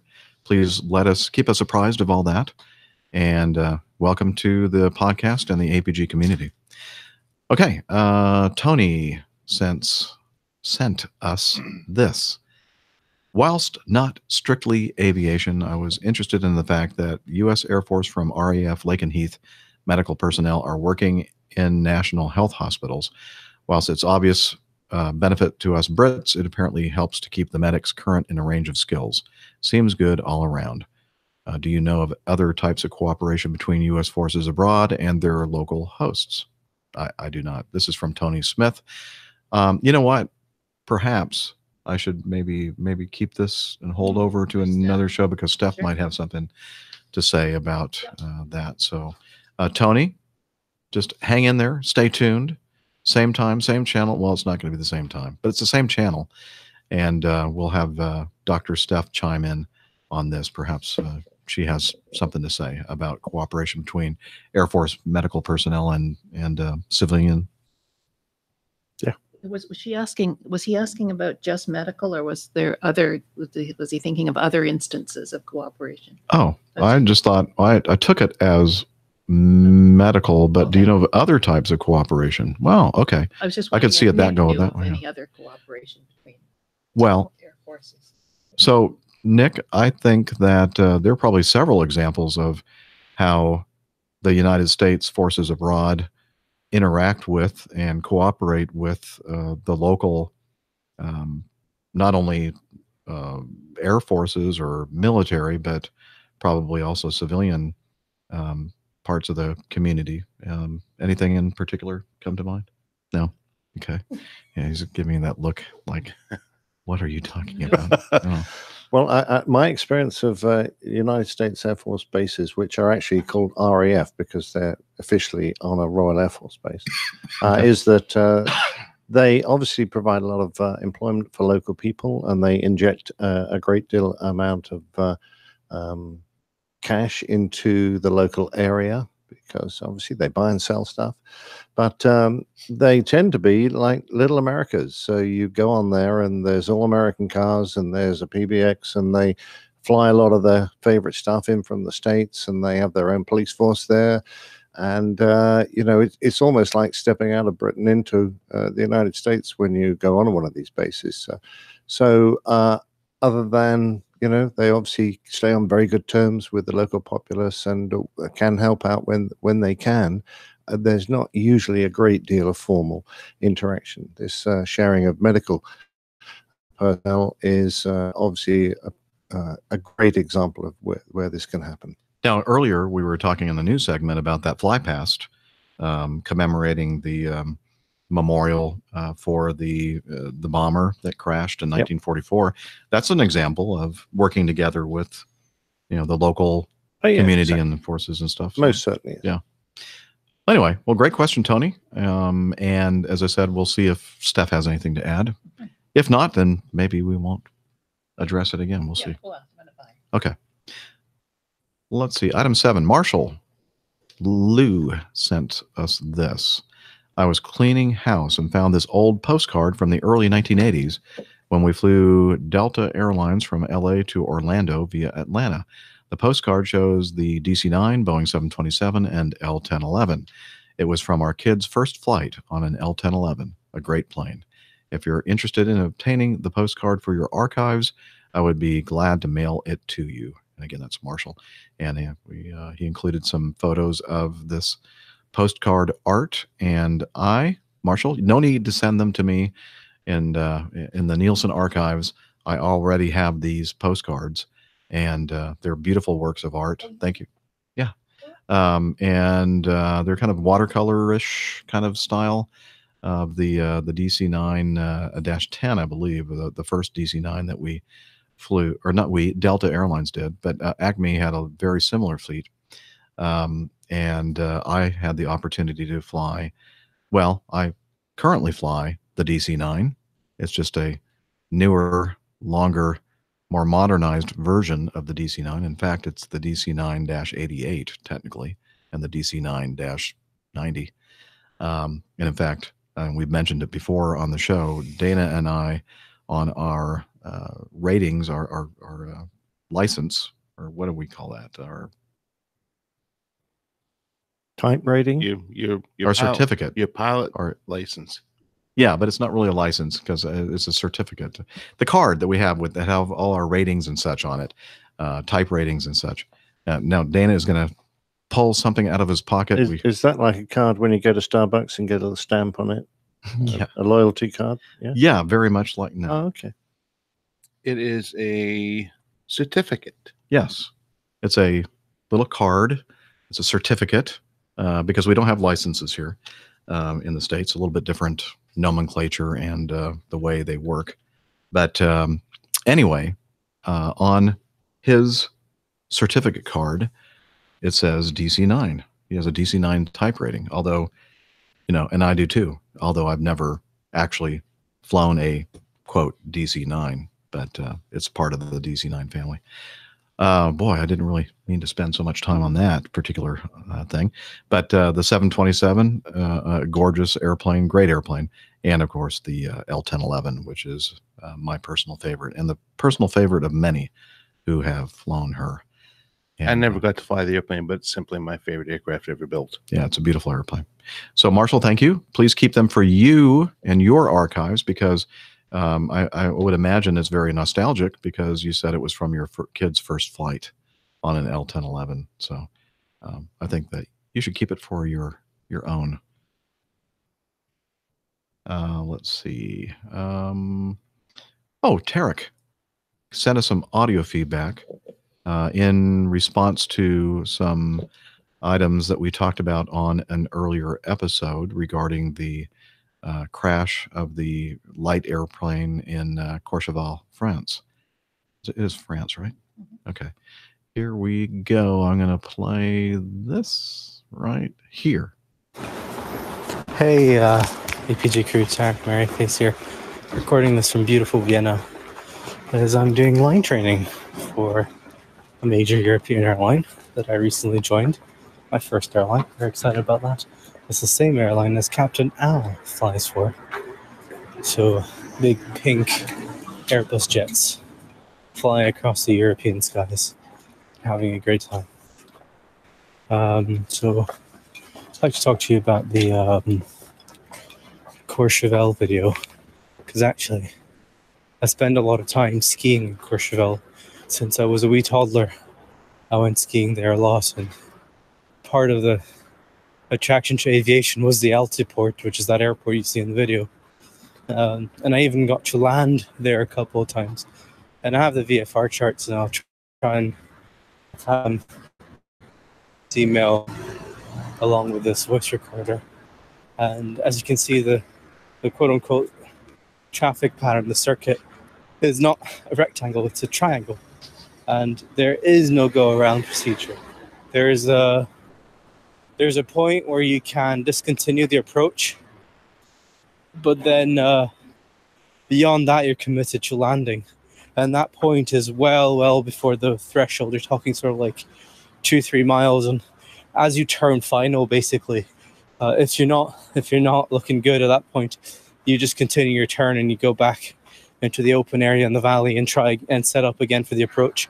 But once you start descending down on the final, you're basically committed, because in front of the Altiport is a huge bloody mountain that no aircraft, especially GA aircraft, will be able to outclimb.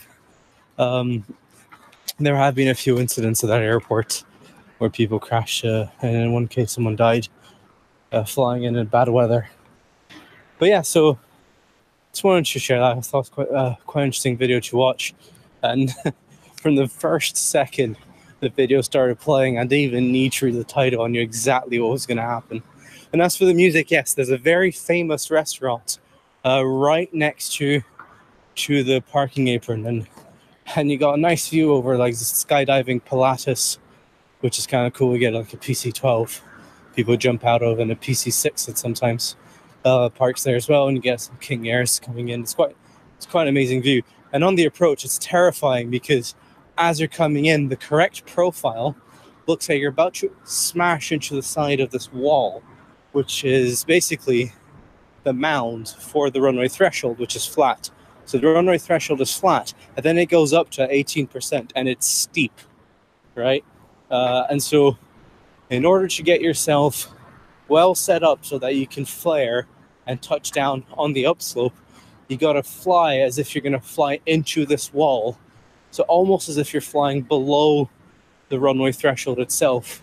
And then you add a tiny bit of power as you flare, and you don't cut power when you touch down. And that's where I think the guy might have messed up if you didn't in fact land at the top of the hill, because you got to keep that power in, because if you don't, your aircraft's going to roll backwards. So you got to keep that power in to go up over the top of the hill, and then you can bring back the throttle, because otherwise you're going to roll back and roll off the end of the threshold and crash on short road while you're below it. But anyways, that was my 2 cents, and I'll keep this feedback short. Love the APG crew and the APG community. You guys are amazing, and I'm loving flying the 321. It's such a cool aircraft. Take care, guys. Bye. Thanks, Tarek. Congratulations, by the way. We've heard from feedback from Tarek over the last several years, and I knew that he was building toward this, but I had no idea that he actually got hired by a great airline over there in Europe. Yeah, I hope he's managed to bump into Captain Al a few times, metaphorically or perhaps socially rather than in the air. So give him our best the next time we see him, and well done. I'm so glad you're enjoying the Airbus product. We love it. Yeah. Yeah, I jump seated on the 321 over or down here, and very impressive airplane, I must say. So go fly it. I'm not going to do that. I'm so working. Not that impressed. It's a great way to earn a living. Tara, congratulations. Thank you for that feedback. It was awesome. Yeah. I've actually watched several YouTube videos on the approach in there, and it's something else. Yeah. Thanks for kind of expanding more on this whole airport and approach and looking. And thank you for the charts as well. Again, we'll have this in the show notes, some PDFs of the approach into this mountainous area and the track that you have to fly, and the details about the runway itself, and some text here. And I think the very important thing is, Nick, you pointed out that it's very important to have something. Yeah, I've got a question because I'm not quite sure what it is. And it says here, in order to make an approach, you have to hold a mountain wheel license. Well, don't you have a mountain wheel license? I don't think so. I'm just curious to know if anyone can what is a let me know. What is a mountain I wheel Googled license? it. I Googled it, and it didn't come back with anything. No, it comes back with Ferris wheel license, and which I don't think is quite the same thing. Yeah, interesting. Airplanes and motor gliders or motor glider pilots are to comply with the following specific instructions. Hold a mountain wheel license. Or failing that, if you can't figure out what a mountain wheel license is. Or if you've got one, yeah. If you have one, contact us and let us know what the heck it is. Interesting. Yeah, good stuff. Thank you, Tarek. We do appreciate that. I know he had a YouTube channel, and I don't know if you are still doing that or not. Tarek, please tell us about that. But again, congratulations on your career advancement, and I'm glad you're having a great time with that 321. All right. First Officer Ruben sends what do I keep saying that? Sends us this.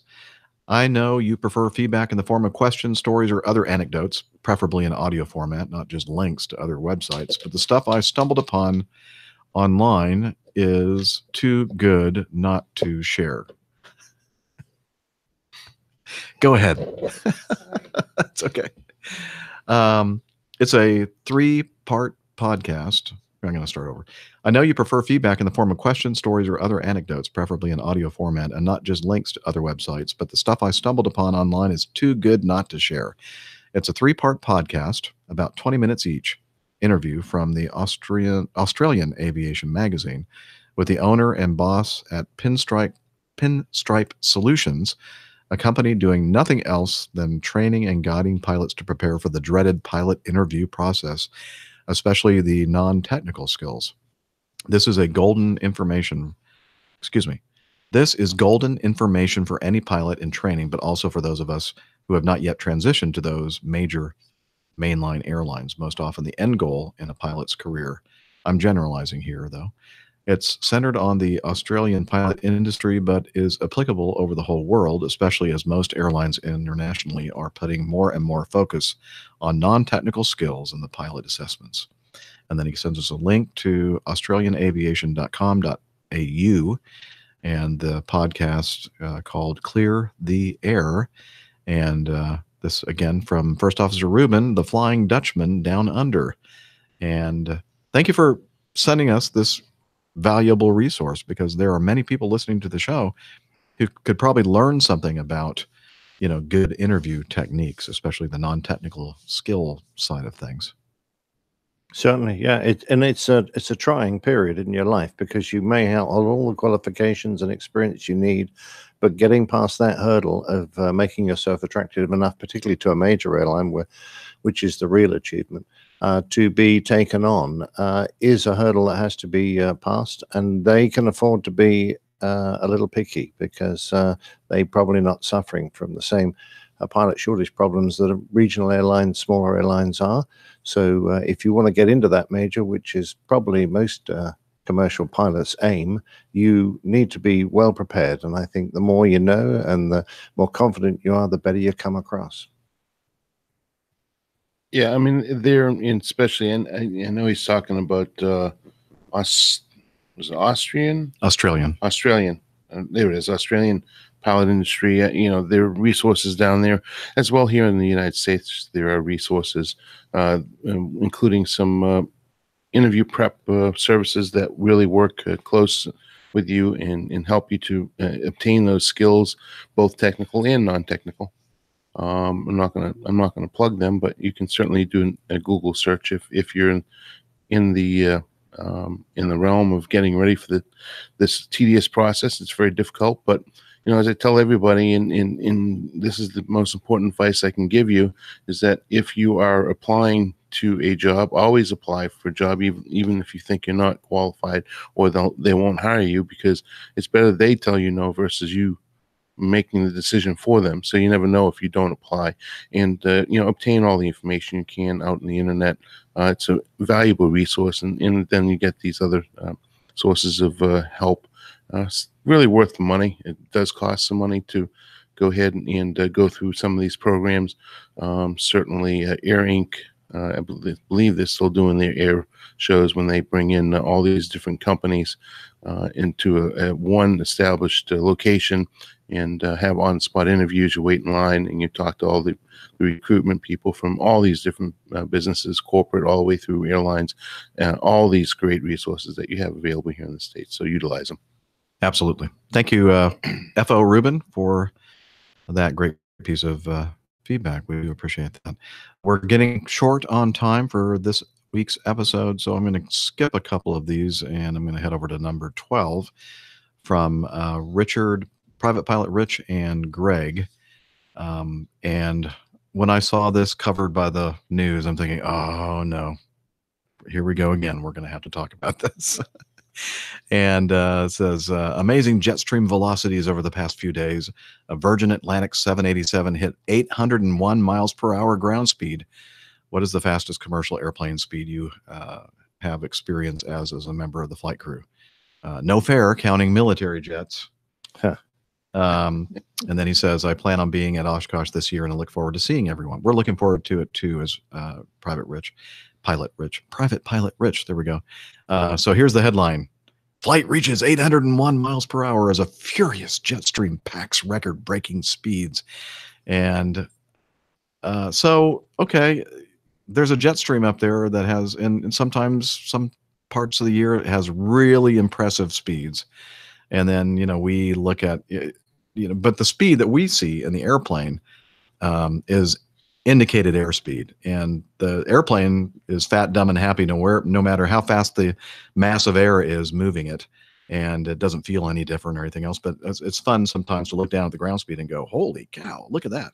We're doing 700 and some odd knots over the ground, and then if you convert it to miles per hour, it ends up being a very impressive thing. But then some people start making conclusions. Well, they're going supersonic at that altitude. That speed would be supersonic. Well, no, that's not supersonic. Supersonic has to do with the mass of air that you're actually flying through.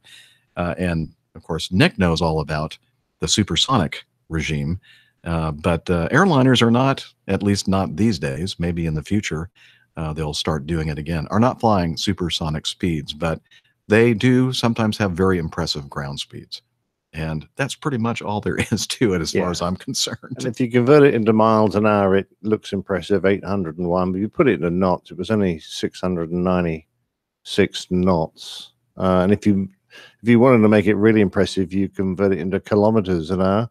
If you wanted to look really stupid, it would be furlongs per fortnight. Wow, is there actually a gauge that instrument that shows you that? Furlongs. I thought that was yours. But you ban. Anyway, well, thank you, Rich and Greg, for sending us this great news item. Let's see. How much? 15. Oh, 15. Thank you. Because I thought, wait a minute, you told me we had 10 minutes and now you're telling me we have 15. I understand now what you mean. This is, but I want to definitely get 14 though. Yeah, okay. Okay. I thought we'd end on 14. Yeah, good idea. Thank you, producer Liz. This is, this is from, how would you say his name? Dermot? Dermot? Dermot. I'm not going to. How would you know? I have no idea. That's the Boston way of saying it. Okay. He's an O'Connor, so the Irish pronunciation would be correct. Okay. The Dermot. Sorry, it's Dermot, yes. Okay. It's a name that I have never heard. So there we go. He says, I'm new to this podcast, but he won't be listening anymore because we just butchered his name. I'm surprised Dana didn't know it because, of course, everyone in Boston's Irish. Yeah, well, they drink like they are. I've actually never seen that name myself, even being from Boston. All the Irish. All right. Diamond. Anyway, no. I'm new to this podcast. Can't believe I've never heard of it before. Just found it no kidding. I can't believe you've never heard of it before either. Anyway, I'm 33 from Ireland, based in Dublin. I'm a regional pilot, captain on the ATR 72-600, mainly operating routes from Dublin to the UK. I've flown the CASA 212 Beech 1900D in Africa prior to my current gig, and this was my first job. I operated in Africa with this job. I did the majority of my flight training in Vero Beach, Florida, just up the road from us a piece, in 2007, 2008, and I loved it. I would love to go back there and rent a PA-28 again. I just wanted to say, hey, and great show. I really enjoyed the chats, especially about your experiences on the line. All the best. Dermot O'Connor. Or something like that. We need to hear some audio feedback from you. Yeah, so we can hear your name. Yeah. Because then that will resolve it. Welcome to the community. I hope you stay here for a very, very long time. Contribute by sending us feedback and all that jazz. Preferably not in Gaelic. Yeah, and we'll, Only one that would understand that maybe would be Nick. Or we could get Owen. We could get Owen on. Oh, yeah. Owen would probably give it a stab. Yeah. Okay, and let's end it with this one because we're getting close to the end of the show here. Item number 14 from Josh. I saw this too, and I'm thinking this is pretty funny. He says, "Hi, captains. I thought you might like this. A bored student pilot or instructor has made the news in Adelaide, South Australia, after some impressively accurate skywriting. Here's the link." And he gives us the link. Every time I'm tempted to do something like this, I need to remind myself, I need this job. Well, hang on a minute. If this bloke had written, I want a job, then he probably would have got one by now. Yeah. Instead of being on board. Yes, exactly. So at least that's really not good. At least it's not a U.S. Navy drawing. They tend to... No, that was a bit more toilet. Yes. Anyway, I just finished listening to episode 360, so this may be coming in a bit late, but I completely agree. Oh, so we're moving on. So let's talk about this bored student pilot or instructor and what he did. So, all these tracking sites like Flight Radar 24 and FlightAware and more will now track your flights, and we've seen hearts drawn, various. Mike Carroll's has gone up and done doodles. Oh yeah, Mike does some great doodles. I guess that's he did a Navy doodle. Oh wait a minute, there is a Navy doodle. In fact, there's two. There's a Dana-sized one, and then there's a wait. Now, are you sure that? So I'm looking at that. I didn't see that at all, but now that you're pointing it out, I can see that. Yeah. I can see where your mind is. Yes. Hey, I'm not the bored pilot. Yeah. So anyway, at some point, as he's making a southwesterly or northerly track, he actually writes out in capital letters, "I'm bored." So yeah, I did note he missed the apostrophe. Yeah. Yes. That would have been hard to do. That really would have been hard to do. But so on one note, I'm glad Chad is not here because he's looking to build time.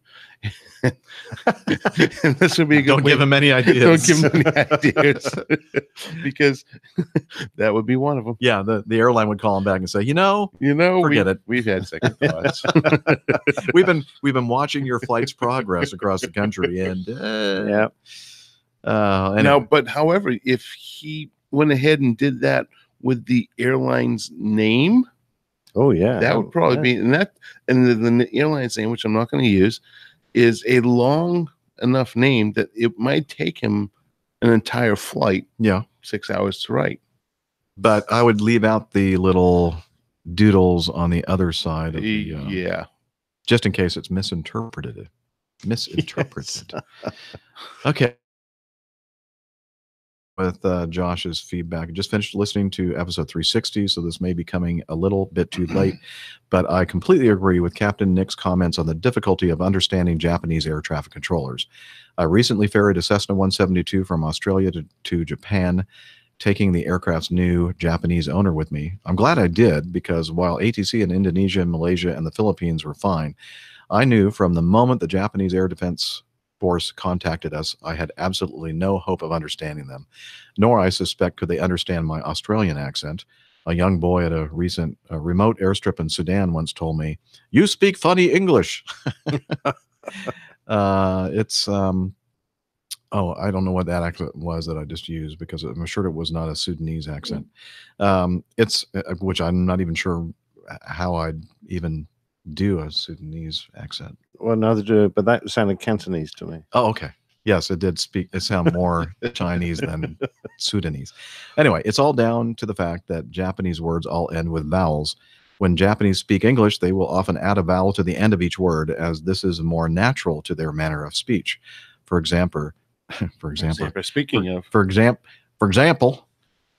clear for takeoff becomes clear for takeoff. I'm sure. How do I do? That's pretty good, I think. Take off your. I'm sure with enough exposure, it would become much easier to understand. But I was very glad to have a Japanese pilot on board the first time I had to navigate Japanese airspace. Thanks for all the effort you put into the podcast. I've been listening for around a year, and I'm hooked. I've been flying professionally for some time as a pilot and loadmaster, currently working as a flight instructor. But your podcast has renewed my desire to pursue a career in the airlines. I love the Plain Tales, Captain Nick, and have gone back and listened to every single one of them. You have a real knack for storytelling, and I look forward to each new installment. Have you ever considered putting together a plain tale about the origins of Airbus, covering how the Airbus concept, control laws, etc., initially differed from that of Boeing, McDonnell Douglas, and others? That'd be a really short plain tales. I don't mind covering controversial subjects, but that might be just a little bit too much. Yeah. I'll wait till I retire. How's that? Yeah, from the show? Yeah. Anyway. Best regards and aeronautical platitudes. Josh in Brisbane, Australia. Yeah, but thank you for those kind words, Josh. Yes. Oh, and we actually have the article talking about the board pilot and the doodling. And I must say I did not read this, so I'm not sure exactly who the pilot was and who he worked for and all that kind of stuff. Do we know any more information about that? Anybody look at that? No. It was a Diamond Star plane operated by Flight Training Adelaide. And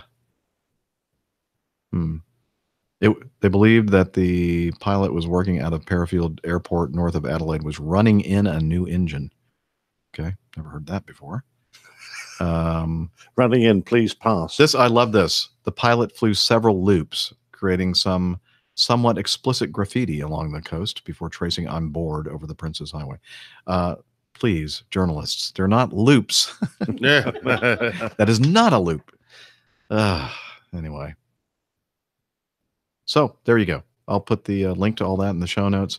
As always, thanks so much, everyone, for listening to the show, downloading it, reviewing it. And that goes for the Airline Pilot Guys show, but the Plain Tales show as well. Or not Plain Tales show, but Plain Tales podcast. Can I have my own show? Well, if you want, sure. Yeah, if you want, go ahead. It's the Plain Tales Show. Hooray. And let's see, if you want to learn more about the Plain Tales Show and the Airline Pilot Guy Show, you could head over to airlinepilotguy.com, our website, where you'll find information about so many things like Plain Tales, like the Coffee Fund. And I'm trying to pull up our site right now and just read all the menu items here. Podcast, APG Live, APG Crew, Plain Tales, APG Library. Don't forget about that. Our librarian, Tiffany, is doing a great job keeping that all up to date with great aviation literature. The Coffee Fund, the APG Store. You can contact us via the site. And, of course, the all popular meetup calendar. And if you click on that, you'll see where Nick is going to be and Dana is going to be and where I'm going to be and sometimes where Steph is. We also put meetups that we know about that are planned on there as well. And if we know when we're going to record the following week, we put all that information there as well. So it's a very good source of information. Also, Oh, look, there's us in Miami. There we are. Yeah, Really? we're looking at it right Here now. we are. Here we are. Here we are. Okay. Hey. Hey, Liz, thanks. Let's see. We have apps for their. Hi, Mom. Hi, Julie. It's all falling apart. Say hi to your dad. Yeah, say hi to your dad. Hi, Dad. Hi, Dad. Hey. Hi. Nah, he's gone. And let's see what.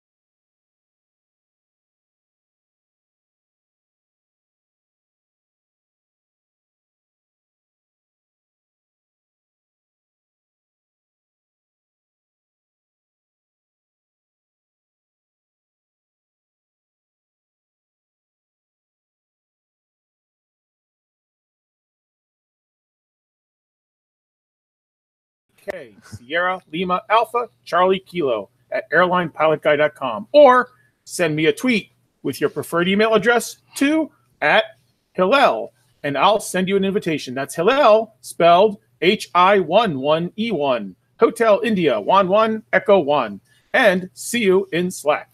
Thanks, Hillel. Now you can go back to the restroom facility or bathroom or what is it you call it? The toilet. The water closet. The water W- closet. The WC. Water closet. The WC. The loo.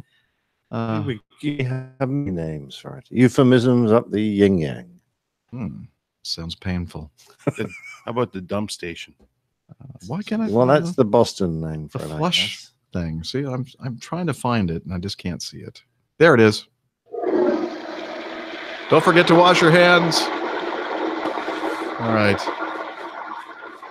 That about does it. Oh, and thanks to our producer, Liz, who's right there. Hooray, hi, Liz. And until next time, wishing you clear skies, unlimited visibility, and tailwinds.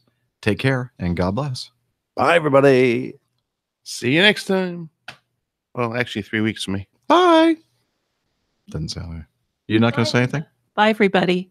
There we go. Yay! Yay! Let me look at the chat room because all of a sudden we looked up and it said the Wi-Fi had Jeff dropped. needed to put 50 pence in the meter. I thought you did it. No.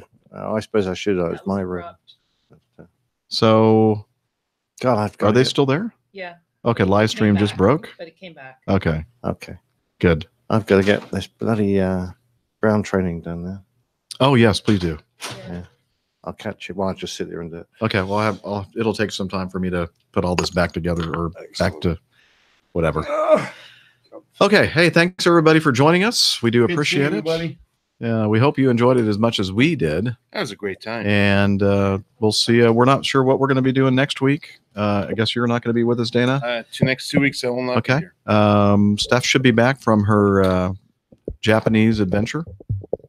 And we'll get to hear all about that, the marathon running over there in Japan.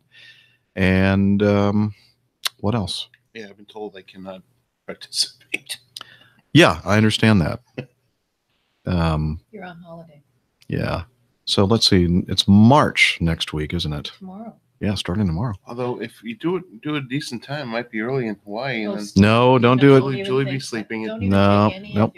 Not going to do it. We don't want to have you on the show next week or the. You don't want me in the show anymore. We don't want you on the show anymore until maybe 3 weeks from now.